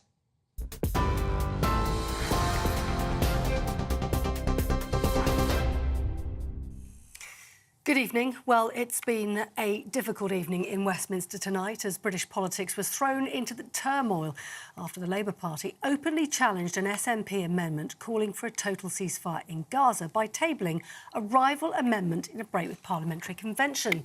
That prompted MPs from the SNP to leave the chamber and for Tories to follow, leaving only Labour to vote on its own amendment, which it then passed.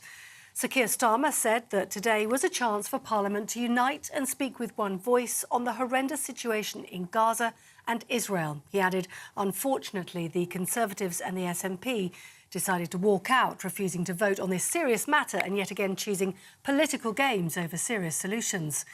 Penny Mordaunt implied the Speaker had allowed Labour to table their amendment to protect his own position. GB News understands the Government Chief Whip, Simon Hart, warned Sir Lindsay Hoyle twice this morning not to go ahead with his plan to allow a Labour amendment.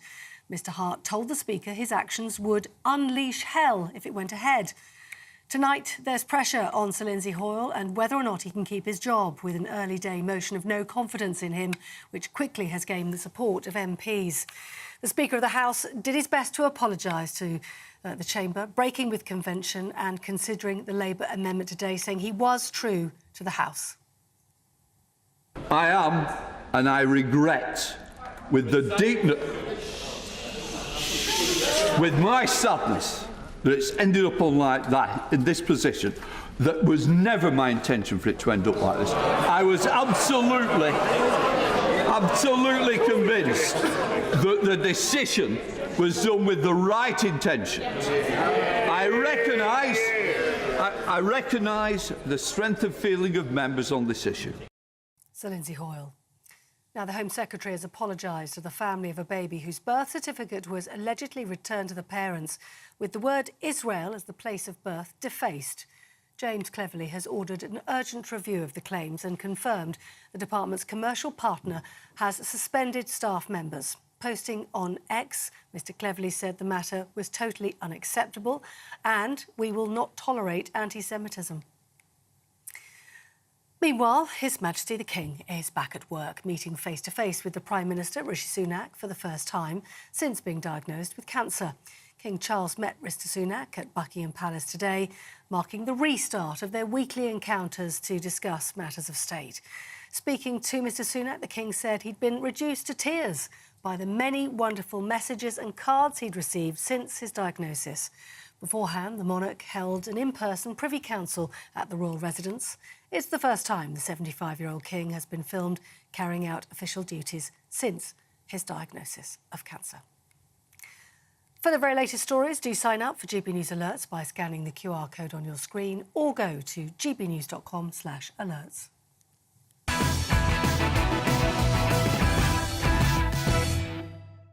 Lunatics inside and outside the asylum. Today, our elected representatives have spent hours debating a ceasefire in Gaza. The Daily Telegraph's Dominic Penner set out exactly what it is they're so fiercely opposed on. Parliament will vote tonight on SNP demands for an immediate ceasefire, Well, the government has tabled an amendment urging an immediate humanitarian pause, and a Labour motion asks for a ceasefire that lasts and is observed by all sides. People's Front of Judea, anybody? But before the debate even got underway, the Labour Speaker, Sir Lindsay Hoyle, turned an already farcical situation into a downright pantomime. In an unprecedented move, Hoyle allowed an additional vote on the Labour amendment, saving his mate Keir Starmer from a rebellion. However, the show must go on.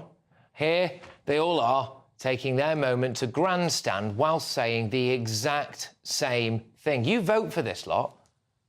For a pause now is so important. Labour is saying unequivocally that we need an immediate humanitarian ceasefire. We back an immediate ceasefire. Oh, you didn't vote on any of it today, did you? After all that, Leader of the House, Penny Mordaunt, announced that the Tories will boycott the vote. Then, the SNP led the Conservatives in a mass walkout from the chamber. This is absolute pandemonium. Meanwhile, by the way, they all got paid with your money today. Cue the Speaker returning to make a grovelling apology. I apologise for a decision that didn't end up in the place that I wished for. But why is this happening? What are the real reasons, eh? Well, Mr Hoyle let the cat out of the bag, didn't he?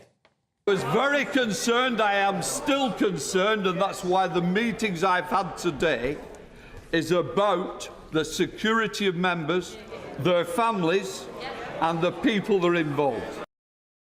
Oh, right, he's concerned about the safety of members of the House of Commons, is he? Oh, that's nice. What about us? He was concerned that politicians, particularly on the Labour benches, would have their security threatened by the pro-Palestine mob. That's why he wanted Labour MPs to be allowed to vote on their own amendment, is it? So that they could appease the extremists running riots in their constituencies? Well, the pro-Palestine movement has upended this country, dominated our political discourse ever since Hamas's unprovoked attack on October the 7th. We've just had to put up with it on the streets. These were the scenes outside Parliament tonight, ahead of the vote that never was. I went down there myself to gauge the mood on the ground. Now, what you're about to see is a combination of some people engaging in wild conspiracy theories, borderline anti-Semitism, some making quite good humanitarian points, but also a heck of a lot of anger.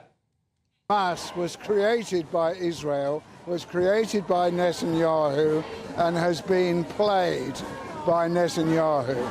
This whole thing has been orchestrated by Israel in order to carry out genocide, which they have wanted to do for years. We don't talk to you. We don't talk to you. Please leave. Okay. Please leave. I'm just asking. Please leave. You cut out pieces that we say. No. You lie to us. You lie to the people. You don't reflect anyone's opinion. You are the biggest racist. I'm asking your opinion. Don't ask me for my opinion. Politically, I don't think it's got anything to do with politics. It's to do with humanity. And everybody should be wanting a ceasefire. Yeah. A genocide is happening. We are witnessing it in front of the world. None of these people represent us. Even the leader of the opposition doesn't work for us. Okay. All right, brilliant. What's your thoughts? What's your thoughts on what's going on? I'm Palestinian. I want to see a ceasefire. I vote for a ceasefire. Do you know what they've just said? And I've been truly listening to it. The MPs are now coming out and saying that they are being forced and pressured into voting certain ways because they're trying to protect their jobs. In what world is that a democracy? Do we not have freedom of choice? Is that not an MP's role to reflect the constituents that it represents? So when the West goes in and they tell the Palestinians that we're bringing freedom and liberation to you, that's not freedom and liberation. We don't even have it here. How are they going to give it to Palestine? Yeah, so he did give me his view in the end. There was a heck of a lot more of that as well, which we'll be putting out on social media later on. It's a sad indictment of the state of this country that the Speaker of the House of Commons is having to make decisions out of fear. Yet again, we won't address the main issue, will we? We will blame it on everything else. We now have mob rule in Britain today, some of whom are convinced that there was some kind of conspiracy theory taking place so that Israel could go on and commit a mass act of genocide. And they're absolutely fine to say that in front of a group of people who don't disagree with them. Our Parliament fell to the mob today, and this will get worse before it gets better. Extremists have won. Let's get the thoughts of my panel. I've got senior political correspondent at the Daily Express, Christian Cowgie. I have got businessman and activist Adam Brooks. And, of course, I do have author and journalist Rebecca Reid. Christian, yeah, mob rule today, surely. I mean, you look at the way that people are able to spout a load of conspiracy theory tosh there, and you think, if that's what Lindsay Hoyle was scared of happening at Labour MPs' offices, why doesn't he address the real problem?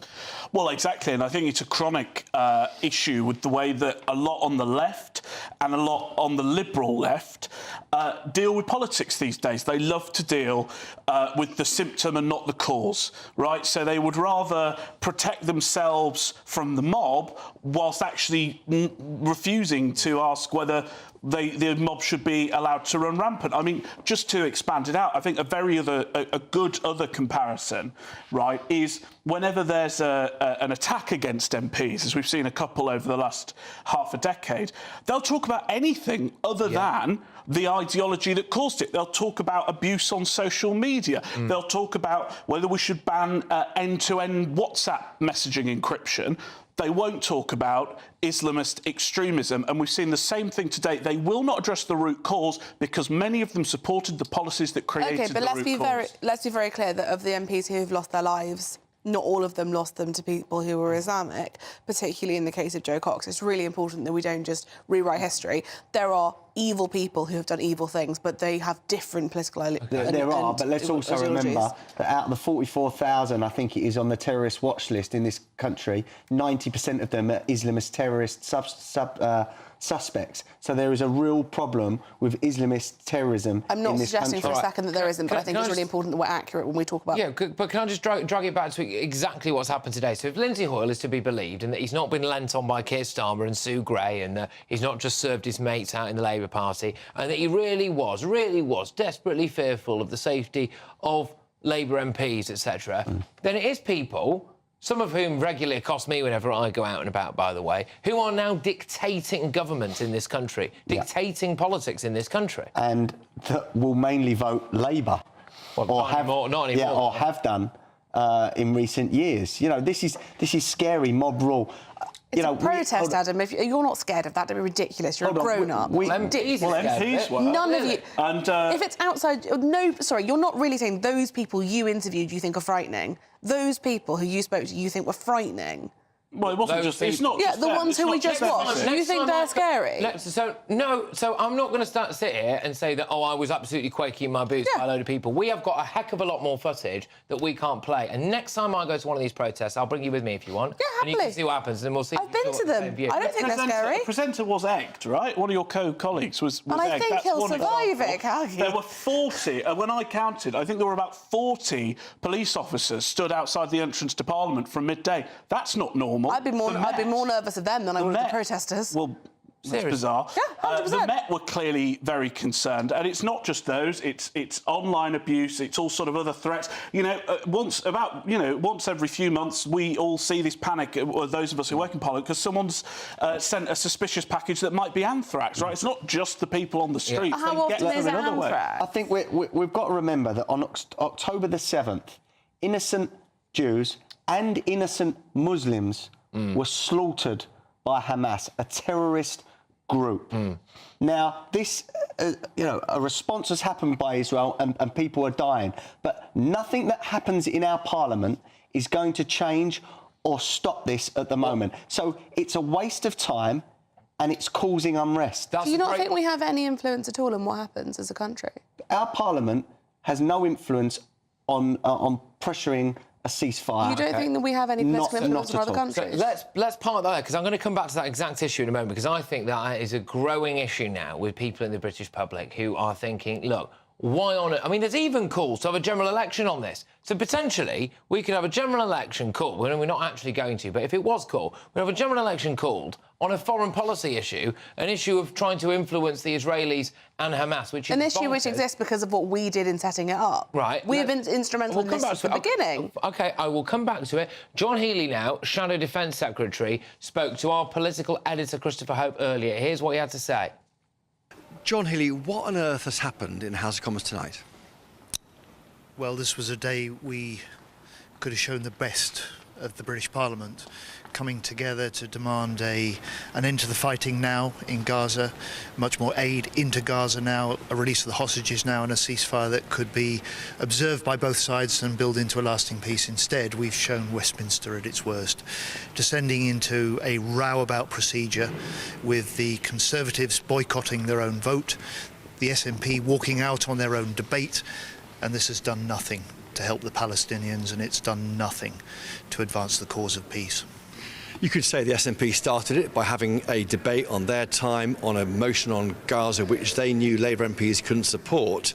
But do you blame the Speaker of the House of Commons for stepping in and offering this third way, to use that line from Labour history, this way of allowing Labour MPs to support a different motion which broke with recent precedent? I applaud the Speaker for that.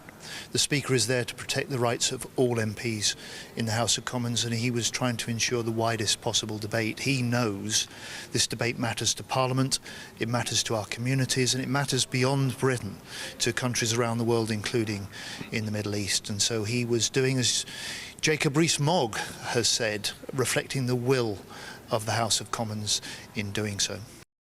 That's John Healey there, Shadow Defence Secretary. Let's just have it right. The Labour Speaker decided to step in today with an unprecedented move and save the Labour Party leader from a potential 100 MP strong rebellion. OK? That's what happened. And his excuse for doing that was because of, he was worried about the safety of Labour MPs. The irony, of course, being that the people who were doing most of the threatening, one would imagine, probably used to vote Labour until October the 7th happened anyway, which is absolutely remarkable. Christian, I'm going to go to you first on this and just ask that point that we were making before about whether or not we are now devoting too much time as a country to an issue that's taking place in the Middle East. Meanwhile, we have massive problems here. Does that hold any sway for you? Yes, I think that's fair. I completely understand why people are incensed, right? And let's be very clear that there are millions of very, very decent, honourable people in this country whose hearts break when they see what's happening in Gaza, and rightly so. But then, you know, this is a very difficult debate, and you've also got to consider what ultimately was the difference between the SNP motion and the government position. Well, it's the SNP want a ceasefire, and the government going, well, hang on, you can call a ceasefire, you can get Israel to lay down their arms, but I remember the last time there was a humanitarian pause, it wasn't Israel that restarted the fighting, it was Hamas when they continued firing rockets into Israel, and that will happen all over again if we just wish a ceasefire into existence. Imagine our MPs, who we actually pay and fund, spent a whole day trying to sort out poverty in this country, trying to sort out the NHS waiting list, trying to sort out all the problems, immigration, you know, that are affecting, costing taxpayers money, rather than something we cannot change, we cannot influence. It's absurd. Go on, Rebecca. I think there are probably quite a lot of people who are putting their backs behind trying to sort out poverty and the NHS waiting list because it would help them win an election. Let's put more time into it. So you don't think that any of the Conservative government are trying to fix the cost of living crisis as it currently stands? Let's have more debates. I want to see more debates. About the cost of living crisis? Yeah. What kind of debate do we need to have about the cost of living crisis? Well, how we can help people. What kind of debate would you have about how you can help people? That's not... Can I ask you, Rebecca, on this right now? There's So we've had numerous do. massive tests in the House of Commons over the last few years, right? Brexit is the obvious other example, and then this now. And today's one culminated in 3 different parties, basically like bald men fighting over a comb, arguing about basically the same thing before the Speaker intervened, now potentially loses his job, and then they all walked out and went home. And nothing got voted. It reminded me very strongly of my experience at all-girl boarding school. It was childish and mean, and I didn't like it at all. But I can't remember the last time there wasn't something like this. It was Ukraine. It was Brexit. There's always been something. They're rubbish, aren't they? And it is a distraction. I completely understand that. But all I would say is that I think to suggest that it's stupid for us to get involved isn't fair. We do have influence, we do have sway, and I agree we have to call on both sides. This has to be a ceasefire from both sides, but we should be doing something. Also, this was an opposition day motion, which is non-binding, so whatever's passed, it hasn't changed any policy. No, indeed. Right, look, OK, coming up, the military decides trans women, biological men, can live in female-only accommodation. Is the drive for diversity in the British Armed Forces putting female personnel in danger? More on that, and of course all of tomorrow's front pages. But next, this is a big story.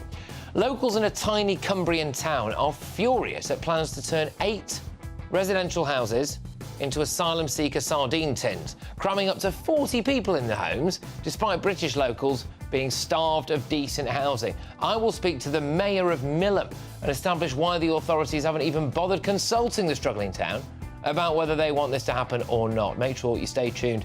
Patrick Christys tonight. It's not to be missed.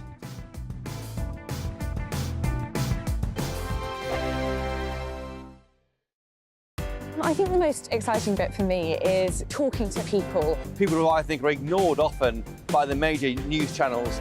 We're going to give news they want to hear. There's a voice there that needs to be heard. I think there's a chance here for a diversity of opinion to be expressed, which you don't find elsewhere. It's really exciting. We don't hold back. We're free to say how decisions that are taken here affect us all around the country.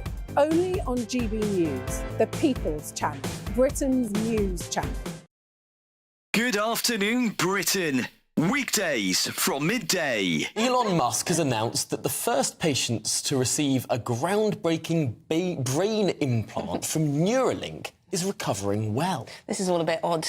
The product, called telepathy, uses a robot to surgically place a computer chip in a region of the brain that controls movement. Yes, Elon Musk says that the first goal is to enable people to control a phone or a computer just by thinking. He says that initial tests show promising signs of brain activity, meaning that patients with paralysis could one day overcome their conditions. Not sure about this one. Joining us to discuss this breakthrough is applied futurist Tom Cheesewright. Tom, this sounds, well, slightly terrifying. I certainly think a lot of people will be thinking this is something out of a sci-fi horror rather than reality. But this is a technology that's been a long time coming. We've been developing direct brain-computer interfaces for a long time, mostly for the sort of therapeutic reasons that are the initial goal, at least, of Elon Musk's Neuralink, to allow people who are perhaps quadriplegic to have direct control via their brains of initially a smartphone and maybe ultimately artificial limbs or a wheelchair.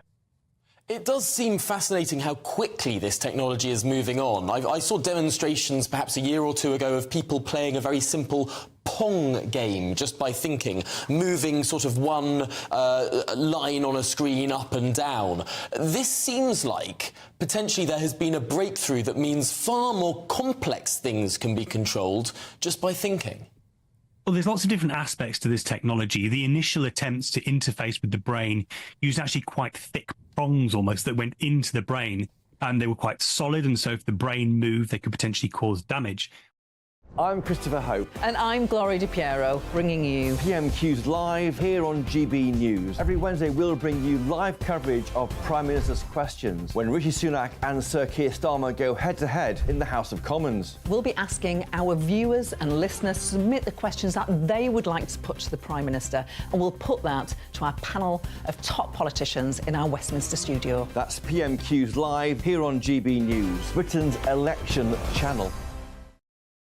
Join us every night on GB News at 11 p.m. for Headliners, which is 3 top comedians going through the next day's news stories, which is exactly what you need, because when the establishment has gone crazy, you need some craziness to make sense of it. Headliners. You don't have to bother reading the newspaper. We've got it covered for you. Every night at 11 p.m. and repeated every morning at 5 a.m. We won't send you to sleep like some of the other paper review shows out there. So join us 11 p.m. every night on GB News. The People's Channel, Britain's news channel.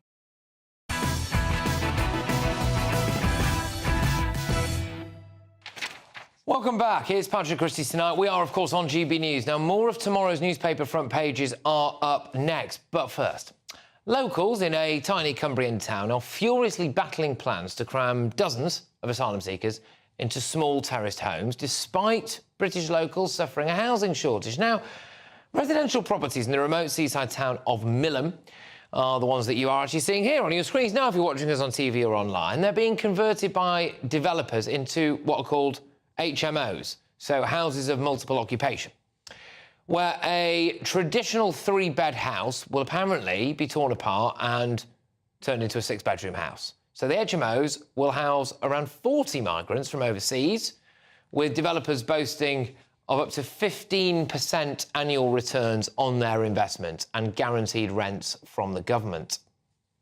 We have just purchased this mid-terraced house in Cumbria. which we are going to convert into a 6-bedroom social HMO. Once this property is ready, we're going to receive a long lease with guaranteed income, no maintenance and no voids. Well, Millom locals have launched a campaign to oppose this influx of people, saying that the town is already suffering with a housing shortage and local services are on the brink. And they say no one was consulted over the plans as homes were snapped up en masse by developers BH Property Investments, who secured lucrative government contracts through contractor Serco. Shock horror. Police are now investigating graffiti that was scrawled on the side of one of the homes as well, earmarked to house some of these migrant asylum seekers, which read "not welcome scum" in large letters, which obviously nobody can condone. I'm very pleased to say that I'm joined now by the Mayor of Millom. It's Simone Faulkner. Simone, thank you very, very much. Can you just tell me what's going on in this town then, really? And is this still going to go ahead? I know that you're fighting back on it. You weren't consulted. Go on, over to you. We are fighting back. We went to our MP, Trudy Harrison, who has gone to the government, to Serco Home Office, to have meetings. Millom is a very small, isolated town. Our infrastructure is poor, transport is poor. But what I think has created this high tension is that the community were not consulted by anybody. We just did not know this was going to happen until the workers came in, started working on the properties. A Cumbrian, a Millomite, asked the person, well, what are you doing there? And they said, well, this is for HMOs. And then that got onto social media. And we, the town council, knew nothing about this until it actually appeared on social media. Yeah, which is staggering. And unfortunately, Simone, this kind of stuff is now happening right across the country because people aren't consulted, and it's only when it gets to this stage. I would have thought, by the way, that you might have needed planning permission to turn one of these homes into an HMO, but apparently not. Could you just explain... could you just explain the kind of impact, if all this goes ahead, right? What kind of impact would that have on your local area in Millom, do you think? Well, we've not been given any information.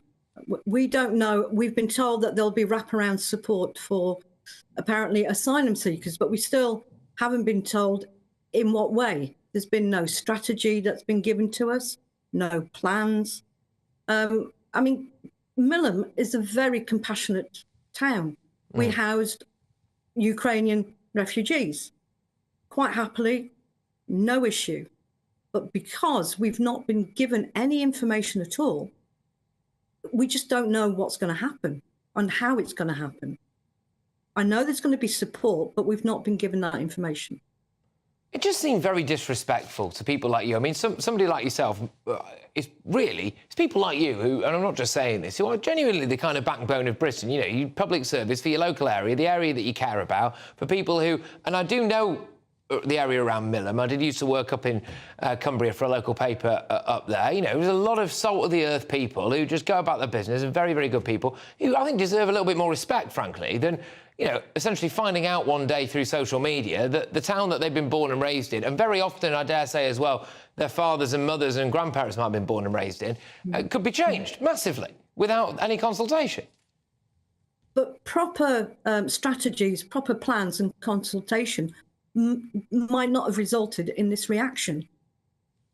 You know, it's the lack of information that has created this, I think. And I have to say thank you to the police force in the local town, because they have been working around the clock to try and keep things quiet. Yeah, and just lastly, what are the next steps for you in this now then? Because obviously there's been a bit of a fuss made about this now. So what are the next steps? Well, we are now waiting to hear what, if anything, our MP has been able to achieve. And then we'll have to go from there and decide what actions we may take as a town. But they have to be peaceful. You know, the vandalism, the graffiti, I've never known it. I've been here 22 years. Yeah. It's never happened before. Yeah. No, it brings out the worst. It brings out the worst of everyone. This stuff, doesn't it? Unfortunately. Yeah. And just finally, Simone, sorry, but in terms of the public services in that area, I mean, there was something mentioned in my introduction there about how there is some concern about the public services there, about how they're already a bit overstretched, etc. I mean, is that a genuine concern for people now? Yes, there is a genuine concern. We are lacking in social housing. So the question is, Serco has put these properties, some of these properties, they've archived them. I'm asking, can they kind of let them out to the local residents to rent? Yeah, of course. If they're archived, why not? You would have thought that would be a given, wouldn't you, really? But apparently not. Apparently not.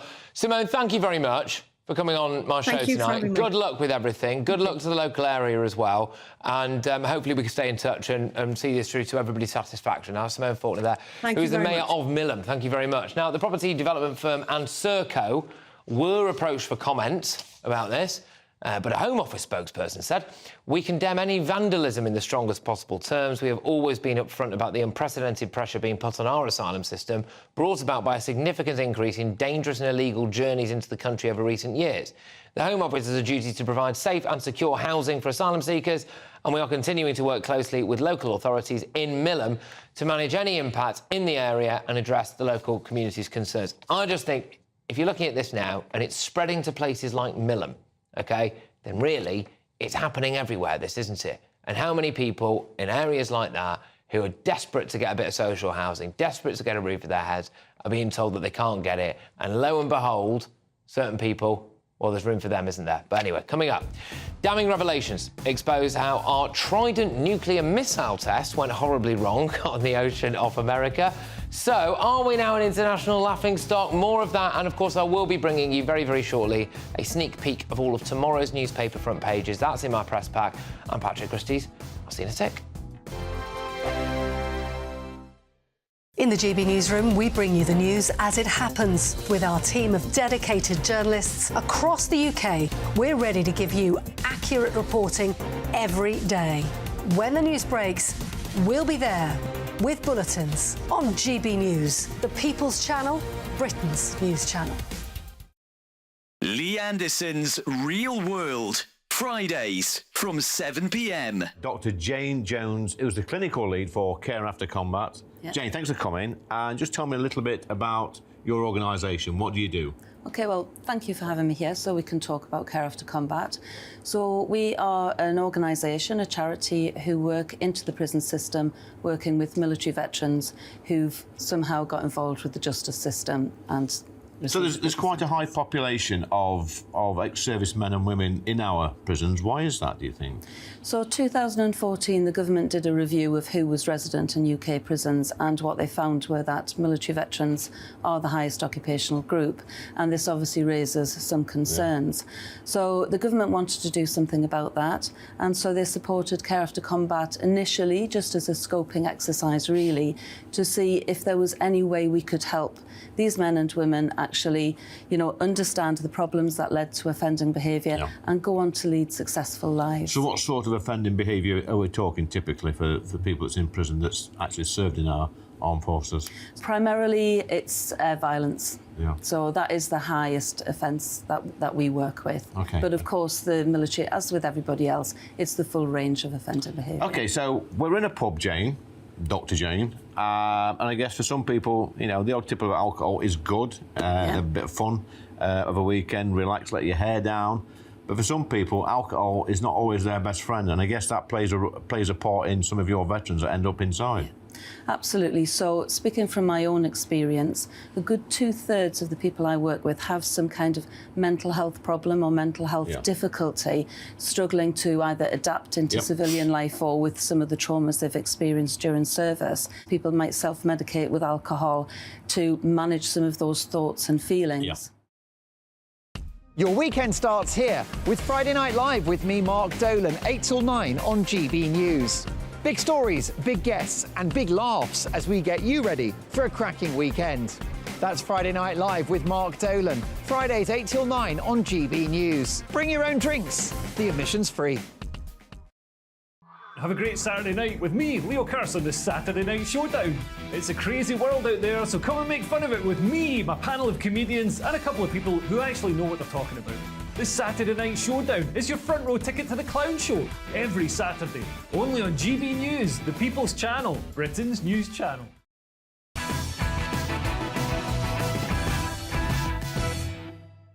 Welcome back. It's time to bring you tomorrow's news tonight. Now, in the liveliest paper review you'll get anywhere on telly, let's do it. The Metro first. We thought we'd won £2.60, but it was, I don't do well with big numbers, 61.7 million. There we go. Well done. That's a good day, isn't it? Fantastic. Better day than I've had. The Sun. Charles on his cancer. King's tears. Well-wishers have made me cry. The King has been reduced to tears most of the time by messages of support after his cancer diagnosis. There we go. And there's also a picture of Maya Jama and Stormzy smoking something on the front pages. Who would have ever thought it? And the Eye. Commons chaos as MPs walk out of Gaza vote. We have done a heck of a lot on this tonight, OK, but as they are reviewing what's happened. The Daily Mail. Bosses must make allowances for menopausal women, says the Mail. Bosses have been warned that they risk breaching equality laws unless they allow menopausal women to wear cooler uniforms and work from home on hot days. There is also a snarling picture of Lindsay Hoyle, who has got nothing to do, as far as I'm aware. He's got a lot wrong, but I don't think he's got anything to do with menopausal women. The Guardian. Fury in Commons forces Speaker to apologise over Gaza vote chaos. Yep, look, same story. We have done that heck of a lot. The Times also going in on the menopause. Respect the menopause or be sued, firms told. New rules list symptoms as a potential disability. They also hit the Commons chaos and the picture of the King there with our Prime Minister, who had apparently been discussing his cancer diagnosis. So those are your front page. I'm joined now by my press pack. I've got senior political correspondent at the Daily Express, Christian Cowgie, businessman and activist Adam Brooks, and author and journalist Rebecca Reed. Now, it's the story that's inside one of the papers for you tomorrow. The armed forces have slid further into diversity delirium. So official government documents state that trans women in the military can live in female-only accommodation, as well as use female toilets and changing rooms. Adam, with the problem of sexual abuse in the armed forces widely published, do you think decisions like this are putting female military personnel in danger? I'm sick and tired of this push for men that dress as women or pretend that they're women to be able to do everything that women are able to do. It not only puts women in danger, let's remember that 95% plus of trans women still have their balls and their penis. So that is a danger. I'm sorry, that is a danger. So are all balls and penises danger, or just when they're attached to a trans person? I'm sorry, but they're not women, and they should not be in women. I didn't say they were women. I asked, are balls and penises inherently dangerous? Come on, let's be sensible. They should not be in women's dorms, especially in the army. OK. You know, Putin must be laughing his socks off. What is going on here? OK. The world's gone mad. Look, let's come back to that then. I mean, look, regardless of whether or not you think all men are in danger or whatever, do you think that there should be no female barracks? I mean, the vast majority of people who own a penis are not a danger to anybody, whether they are cis or whether they are trans women. Right. Specifically, this is one of those stories that it is designed to make people really, really cross, even though it hasn't actually happened. So there is no number that we have of how many trans women are in the army and are sharing this accommodation. The actual defence sources say that the vast majority of the actual places that people stay are lockable rooms with en-suites, and that it is rare for people to share washing facilities. So the chances of this happening is infinitesimally rare. It is designed to create outrage. OK. Christine, do you think it's a sign of diversity ruling our armed forces? Well, Grant Shapps recently promised to crack down on wokeness in the army. We went big on it a couple of weeks ago. What I found astonishing was that only a few months ago, Grant Shapps had been promoting diversity and wokeness in the army. What I find fascinating about all these arguments is when you actually look at what's driving these rows, the equality and diversity laws that are making institutions go down this route, many of them were put in place since the Tories came to power in 2010. Yes. That is the thing they don't like to admit, right? You had a very woke left-wing, socialist government under David Cameron through Theresa May. And actually now, it's only in the last sort of 3 or 4 years that Tory MPs are starting to look and go, what on earth have we been doing? I saw a staggering thing, by the way, on the BBC about David Cameron and some of his meetings with Putin. And he said this without any self-awareness whatsoever, where David Cameron said he had a meeting with Putin and he really stuck it to him over the work that Britain had done on gay marriage and LGBT rights. And I thought, Putin doesn't care about that. I can't believe that you think that was some kind of gotcha moment for him, but... I think, in fairness, the reason that this is... Like, you're so right. The reason this has happened is because they got a lot of approval for the gay marriage thing, and they were like, oh, we'll do more of that, and then that didn't work. Let's just... One thing. No man can ever become a woman. It doesn't matter if they have an operation or take hormones or whatever drugs that are out there. Let's lay it on the line. No man can ever become a woman. But if you were a man, if you were a trans person who had a vagina, a surgically created one, assigned male at birth... You are a trans woman. Let me just quickly argue. If you were in the military... The actual military side of it, would you be happy for someone who is trans to fight in the military? So forget where they're sleeping, nothing like that. Would you be all right? They want to fight and die for Britain? If the other soldiers are OK with that, I don't think they would be. But would you... I think it could put them at risk on the battlefield. But where do you put the person who has... If you've had gender reassignment surgery, so you have a vagina, where does that person go? Still in with the men? In a trans barracks. OK, well, that's one option. We should have trans games, like we should have trans prisons. I'm just going to, very quickly, before I move on to the next story here, just very, very quickly, I'm very keen to get your views, not just your views, on the idea that being in menopause is now going to be treated as a disability. It's on the front of 2 national newspapers tomorrow. Respect the menopause or be sued. Is that fair enough, do we think? I think it is. I think if you haven't been in close proximity to somebody who's experienced it, I am 32, so I'm really not there, but it's hard to understand quite how significant it can be. It's one of those pieces of legislation, like we have no statutory miscarriage leave in this country. There's a bit of catching up to do because the rules were made when women didn't work or worked in different kind of roles. Now that obviously it's a great thing that women are in the workplace, there is some catching up to be done about legislation. We'll rattle through this, but I'm keen to get your views on it as well. Christine, I'll start with you. So long-term and a sustainable impact is going to be listed as a disability apparently under the Equality Act. Do you think we need this? Well, I'm entirely at the whim of what women who experience this say. Right? It's not something I'm gonna mouth off about. But what I do say is about this, whenever it rarely comes up, is we often hear a lot about the the taboo of the menopause, or that sort of stuff. And I've always found it very odd because I've never, even in very blokey situations down the pub or in a changing room, I've never spoken about the menopause, and I always feel that some of this taboo around it is slightly self-imposed sometimes. It's probably women sort of internalising it when it doesn't need to be, and I think we can be very open about it. There's a huge amount of shame and stigma about it. But I don't think men care no, that's not from men. It's not from men at all. That's from women. I think the stigma and the shame comes from women. One thing I will say is that it's open for abuse, and as a man, I don't know what women go through with the menopause, but this is going to be open to abuse. It's going to be look, we can all agree that regardless, it's going to be incredibly hard, clearly now, for a boss to get in the way of that. But you would just. But then that's true of mental illness. It's true of physical illness. It's true of so many things. It is. Right. OK. Now look, the criticism of trans athletes competing in women's sports has been perfectly illustrated over in the United States in a basketball game at a Massachusetts high school. Now, the game had to be abandoned after apparently a trans player injured 3 of her female opponents, even throwing one to the floor.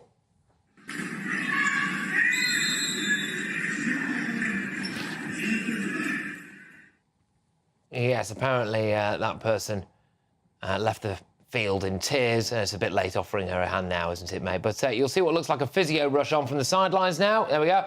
To deal with this young girl's injury. Look, Rebecca, does this not demonstrate why a biological male should not be competing against women? I think it's really complicated without knowing more of the facts. And I think specifically in this case, my issue is that is bad play. Like, you shouldn't do... It's a non-contact sport. You shouldn't... Whoever is playing... Your problem is that they've broken the rules of basketball. Yeah, absolutely. It's a bit of roughing. And I think it's very similar... Like, I have never played games against trans people, but I have got friends who've lost teeth in hockey matches. Like, people do... You can get injured playing against other girls. Trust me, I've been there. If that was my daughter, I would be going onto the court of play and ripping him off and throwing him about, because that is a man or a boy throwing a girl about, and it's wrong. I suppose we're just going to... So if it's wrong, you would meet it with more violence? It's my daughter. So if you see someone punch somebody, the way to correct it is to hit them more? I've got a daughter, I've got a daughter too. Most fathers would say the same.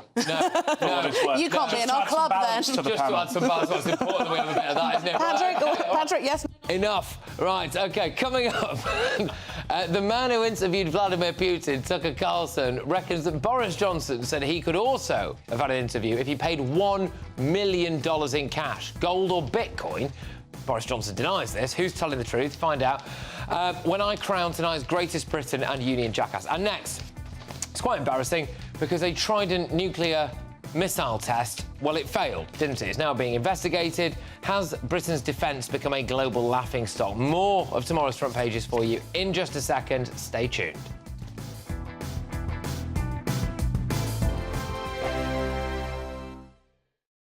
Britain's newsroom, weekday mornings from 9:30. The EU rules are trying to choke even that. And I just think, you know, I would join this protest in a heartbeat. And you are right to point out this stuff about them being right-wing. How dare they slate them as right-wing when these are real people whose livelihoods And are remember, being a lot of people who work in the farm industry, Malone, get paid very little money. They get paid. Agricultural workers are very badly paid. They get paid nothing, Pierce. And, you know, the profits... I think on Clarkson's Farm, I read somewhere that I saw that when you sell it like a sheep's skin, it's 30 pence or something. Right. And you say, what? Yeah. And so you wonder how they can manage that. And I think after a year, Clarkson made a handful of pounds. He made like 90 quid profit or something. In a whole year working. But Carol makes a really good point, though, doesn't she, Nikki, about this idea that we go to the supermarkets, we shop there, we eat our food, we don't often give it a thing. And the farmers have become so frustrated by this idea that they are not respected. Absolutely. I mean, they're running what are effectively small businesses, often family businesses that are being passed down through generations. They also tend to know the land and the animals better than anyone else in those areas. You know, I'm all for green protests, you know, I'm all for climate change activism, but actually... the only way you can do that is gradually. It's exactly what we've seen with Port Talbot. You know, you can't just go in and say, you're not going to do it anymore this way. You've got to do it this way instead. The Tata Steel thing. Yes, exactly. You've got to do it this way instead. You know, lots of farmers are on board with protecting the planet, but they can't do it overnight. You've got to give them time.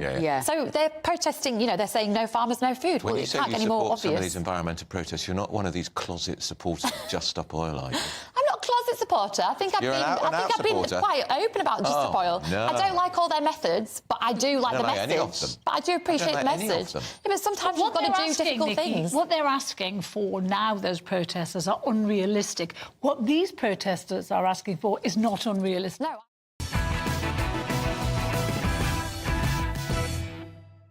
It's Patrick Christys. Tonight we're only on GB News. It's time to return now to the liveliest paper review anywhere on telly. Here are some more front pages.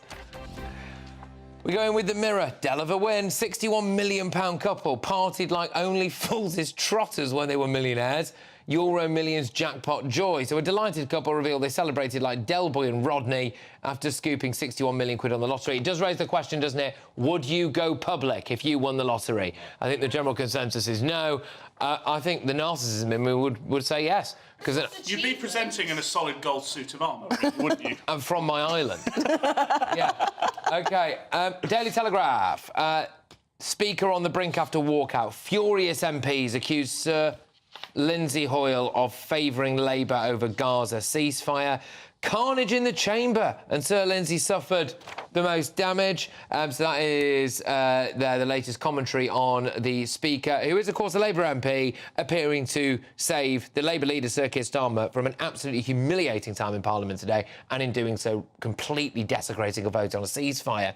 Heck of a lot more to go out on the bottom, including the story we're going to talk about now. Trident still credible after misfire, says the Navy. Right, so this is the story that we're going to be talking about, and to do it, I'm joined by my press pack. We've got Christine Calgate at The Express, Adam Brooks, activist, and, of course, Rebecca Reid, as well, author. Now, the Defence Secretary, Grant Shapps, has been forced to defend our nuclear deterrent after it was revealed the Trident missile misfired and went plop into the ocean, just yards from the British submarine that launched it during a test. Apparently that test, by the way, cost us 17 million quid. He says he's got absolute confidence in the UK's nuclear weapons, which I think we can all agree is a bit of a concern. Christine, on this, are we now a laughingstock? It's very humiliating, isn't it? And, of course, when we hear about army cuts, for example, the actual forces, we're always told that what we're doing is we're reinvesting into more contemporary 21st century technology, so, you know, drones and things like that. What you would expect at the base level is for our nuclear system to be working. The fact this, I believe, isn't the first time it's happened is embarrassing. Also, of course, the fact that this leaked to the press is a double blow for the MOD. Grant was there. This is the thing, because you can kind of picture the scene, can't you? You know, you've got the Defence Secretary there, you've got all the military pods lined up. You know, check this out, and then plops. Submarines are not meant to leak. No. Thank you. Well done. Good lad, Adam. Well done, mate. You do just think we're going to have an army full of people with mental health issues and a load of bombs we can't launch? Like, we are genuinely quite a funny country. Well, we should maybe be a bit more pacifistic. It does sound like a Dad's Army plot. It's just it's the silliest country in the world. I don't think there's any other country in the world where the media wants to put the country at risk. I think you're right, Adam. Better cover this up in North Korea. Why are we so sort of self-damaging? It's embarrassing. I don't think the media should have been allowed to report this, because it really does signal to, you know, dangerous countries around the world that we are a spent force now. It's the only story I've seen published by a British newspaper where I went, oh, guys, come on, don't do that. That's like the one thing we really shouldn't do. That's interesting. So both of you really think that it shouldn't have been reported? Yeah, because it's disloyal and it's stupid. It's national security and it's our national safety. And it's plastered all over the papers for the world to see that we're basically shooting blanks. Like, lol, come and get us, we are a joke. Yeah, but at the same time, you know, do you have any faith in the government to actually deal with this problem if it hadn't have been reported, right? If they covered it up, it wouldn't have been to deal with it privately. It would have been to, you know, move on, nothing here. Make sure that the same carries on. And exactly. Sweet summer child, they are not now going to fix the problem. We never have to fire one of these things anyway. Right, it is time now to reveal today's Greatest Britain and Union Jackass. Christian, your Greatest Britain. Yes, so I've nominated Andrew Rosendale for this, the Romford MP, who made somewhat of a triumphant return to Parliament this week after having been made to stay away for a very long time amid allegations and an investigation into him by the Met Police. And the Met have said that they've closed the case and there are no further questions to answer. But I've missed Andrew. I think he's a really good Brexiteer, a really good, you know, hard-working MP who doesn't like Sadiq Khan and will be a valuable voice to the Commons over the next few months. It's good to see him back. Good start, Adam. Mine's a sad one. It's Ewan McIntosh, who was Keith in The Office. He gave us a lot of laughs. I love that show. And he sadly died age 50. We have a clip. Boring, isn't it? Just staying in watching peak practice with your life. Yeah. Not for me. I like it. Yeah, I just stayed in, had a big... OK, there we go. Go on, Rebecca, who's your... Mine's a surprise to me. Boris Johnson, for cancelling his interview with Tucker Carlson. So he said that Carlson was acting as a tool for the Kremlin post the Putin interview. OK. Well, I'm afraid that tonight's Greatest Britain is Sheila, my hamster. Because tonight's show has been brought to you in loving memory of Sheila. Unfortunately, she passed away at the age of 18 months earlier today after a very short illness. So that is today's Greatest Britain. Sheila the hamster. God bless her. She's gone to the big hamster wheel in the sky. I'm sorry. That's Sheila in happier times. There she is, Sheila, bless her. She used to love the sweet corn. She used to love it. Never hurt a fly. Sheila, may she rest in peace.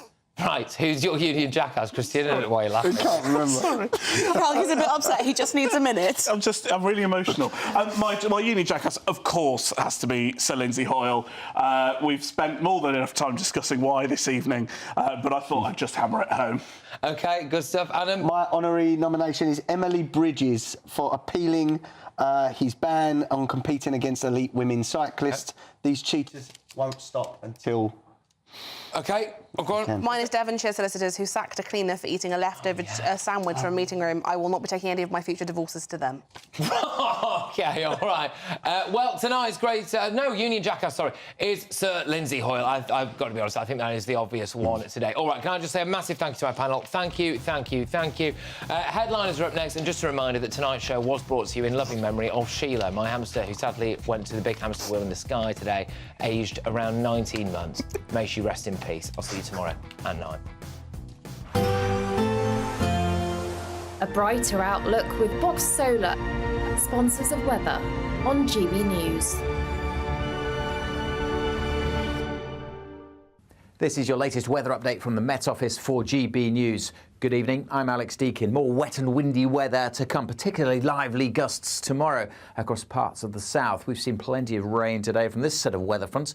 They are heading out into the North Sea, but more are following on behind, bringing showery rain to Northern Ireland and a good part of Scotland through this evening. Now, for most of England and Wales, much of the night will be dry and clear, could turn a little misty, 1 or 2 fog patches in places, but look, more heavy rain returns by the time we get towards dawn. A mild night again across the south, but starting to turn a little colder further north. Cold enough for the showers in northern Scotland to fall as snow over the hills. It's rain, though, further south, giving us cause for concern. Heavy rain falling onto saturated ground could cause some flooding, so we do have a Met Office yellow warning in place, and then the wind's really whipping up just for a short period across the southeast through the day tomorrow.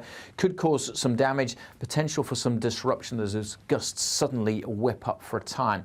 So wet and windy across much of the south, particularly the southeast. Large parts of the country, it's a bright and blustery Thursday with sunny spells, but more showers coming into Northern Ireland and western Scotland. Friday also a bright and blustery day for many, a brighter day over the Midlands and East Anglia compared to tomorrow. There will be plenty of showers coming in on Friday, and again that cooler feel. Temperatures actually close to average, but because it's been so mild, you will notice that chillier feel. That warm feeling inside from Boxed Boilers, sponsors of weather on GB News.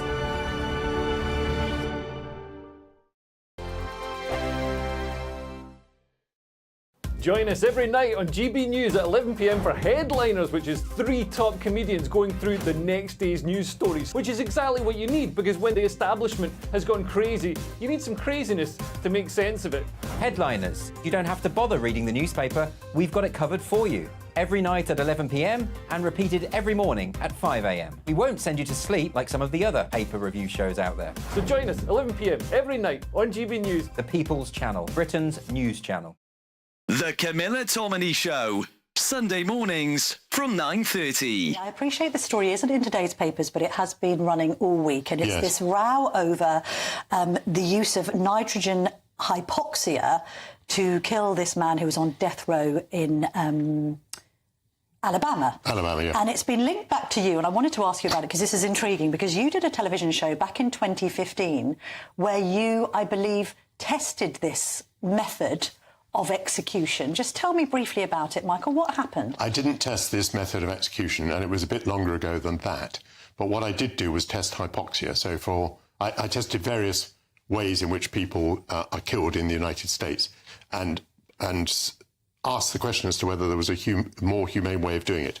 So I was put into hypoxic situations, for example, into a chamber run by the Netherlands Air Force, which simulated what happens if you're in an aircraft at 30,000 feet and suddenly the windows blow out. And what happened to me was that I was almost instantly rendered incapable. As an experiment, I was trying to play with children's toys, putting triangle shapes into triangle spaces, and I was quickly unable to do that. I was asked, what is 9 minus 5? And I said 5. And then the officer who was with me, the Air Force officer who was wearing an oxygen mask, said to me, Michael, put your mask on or you will die. And I was incapable of putting my own mask on. Now, this suggested that hypoxia was very fast acting, and that you had... Obviously, I was in no pain or anything like that. I was just completely unaware. By the way, this is why, if you're on an aircraft and it depressurizes, you must put your own mask on first. But of course, I can't go on and draw conclusions. No. We did not experiment with nitrogen.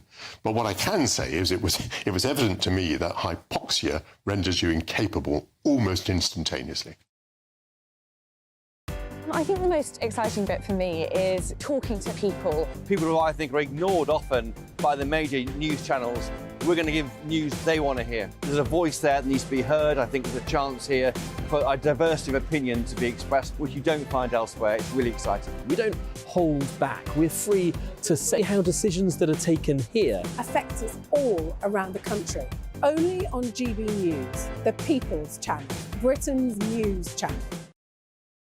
Join us every night on GB News at 11 p.m. for Headliners, which is 3 top comedians going through the next day's news stories, which is exactly what you need, because when the establishment has gone crazy, you need some craziness to make sense of it. Headliners. You don't have to bother reading the newspaper. We've got it covered for you. Every night at 11 p.m. and repeated every morning at 5 a.m. We won't send you to sleep like some of the other paper review shows out there. So join us 11 p.m. every night on GB News. The People's Channel, Britain's news channel.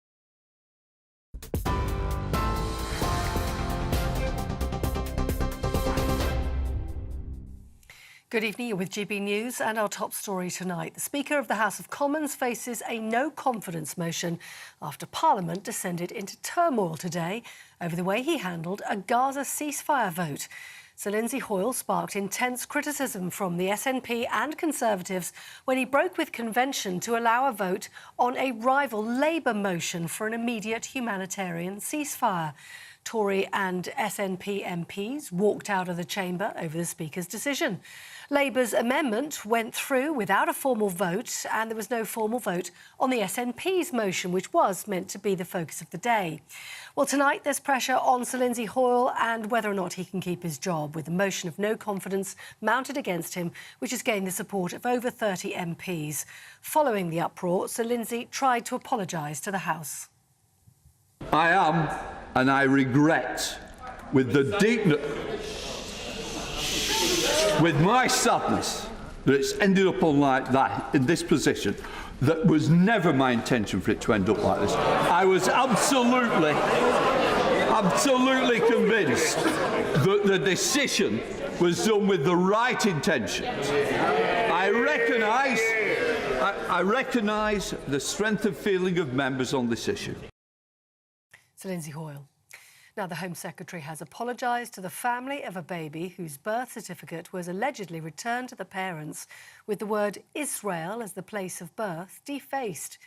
James Cleverly has ordered an urgent review of the claims and confirmed the department's commercial partner has suspended staff members.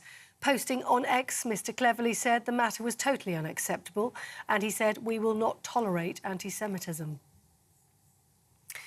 And the King is back at work, meeting face-to-face with the Prime Minister Rishi Sunak for the first time since being diagnosed with cancer. King Charles met Mr Sunak at Buckingham Palace today, marking the restart of their weekly encounters to discuss matters of state. Speaking to Mr Sunak, the King said he'd been reduced to tears by the many wonderful messages and cards he'd received since his diagnosis. And beforehand, the monarch held an in-person Privy Council meeting at the royal residence. And it's the first time the 75-year-old king has been filmed carrying out his official duties since his cancer diagnosis. For the very latest news stories, sign up to GB News Alerts. Scan the QR code on the screen or go to gbnews.com/alerts.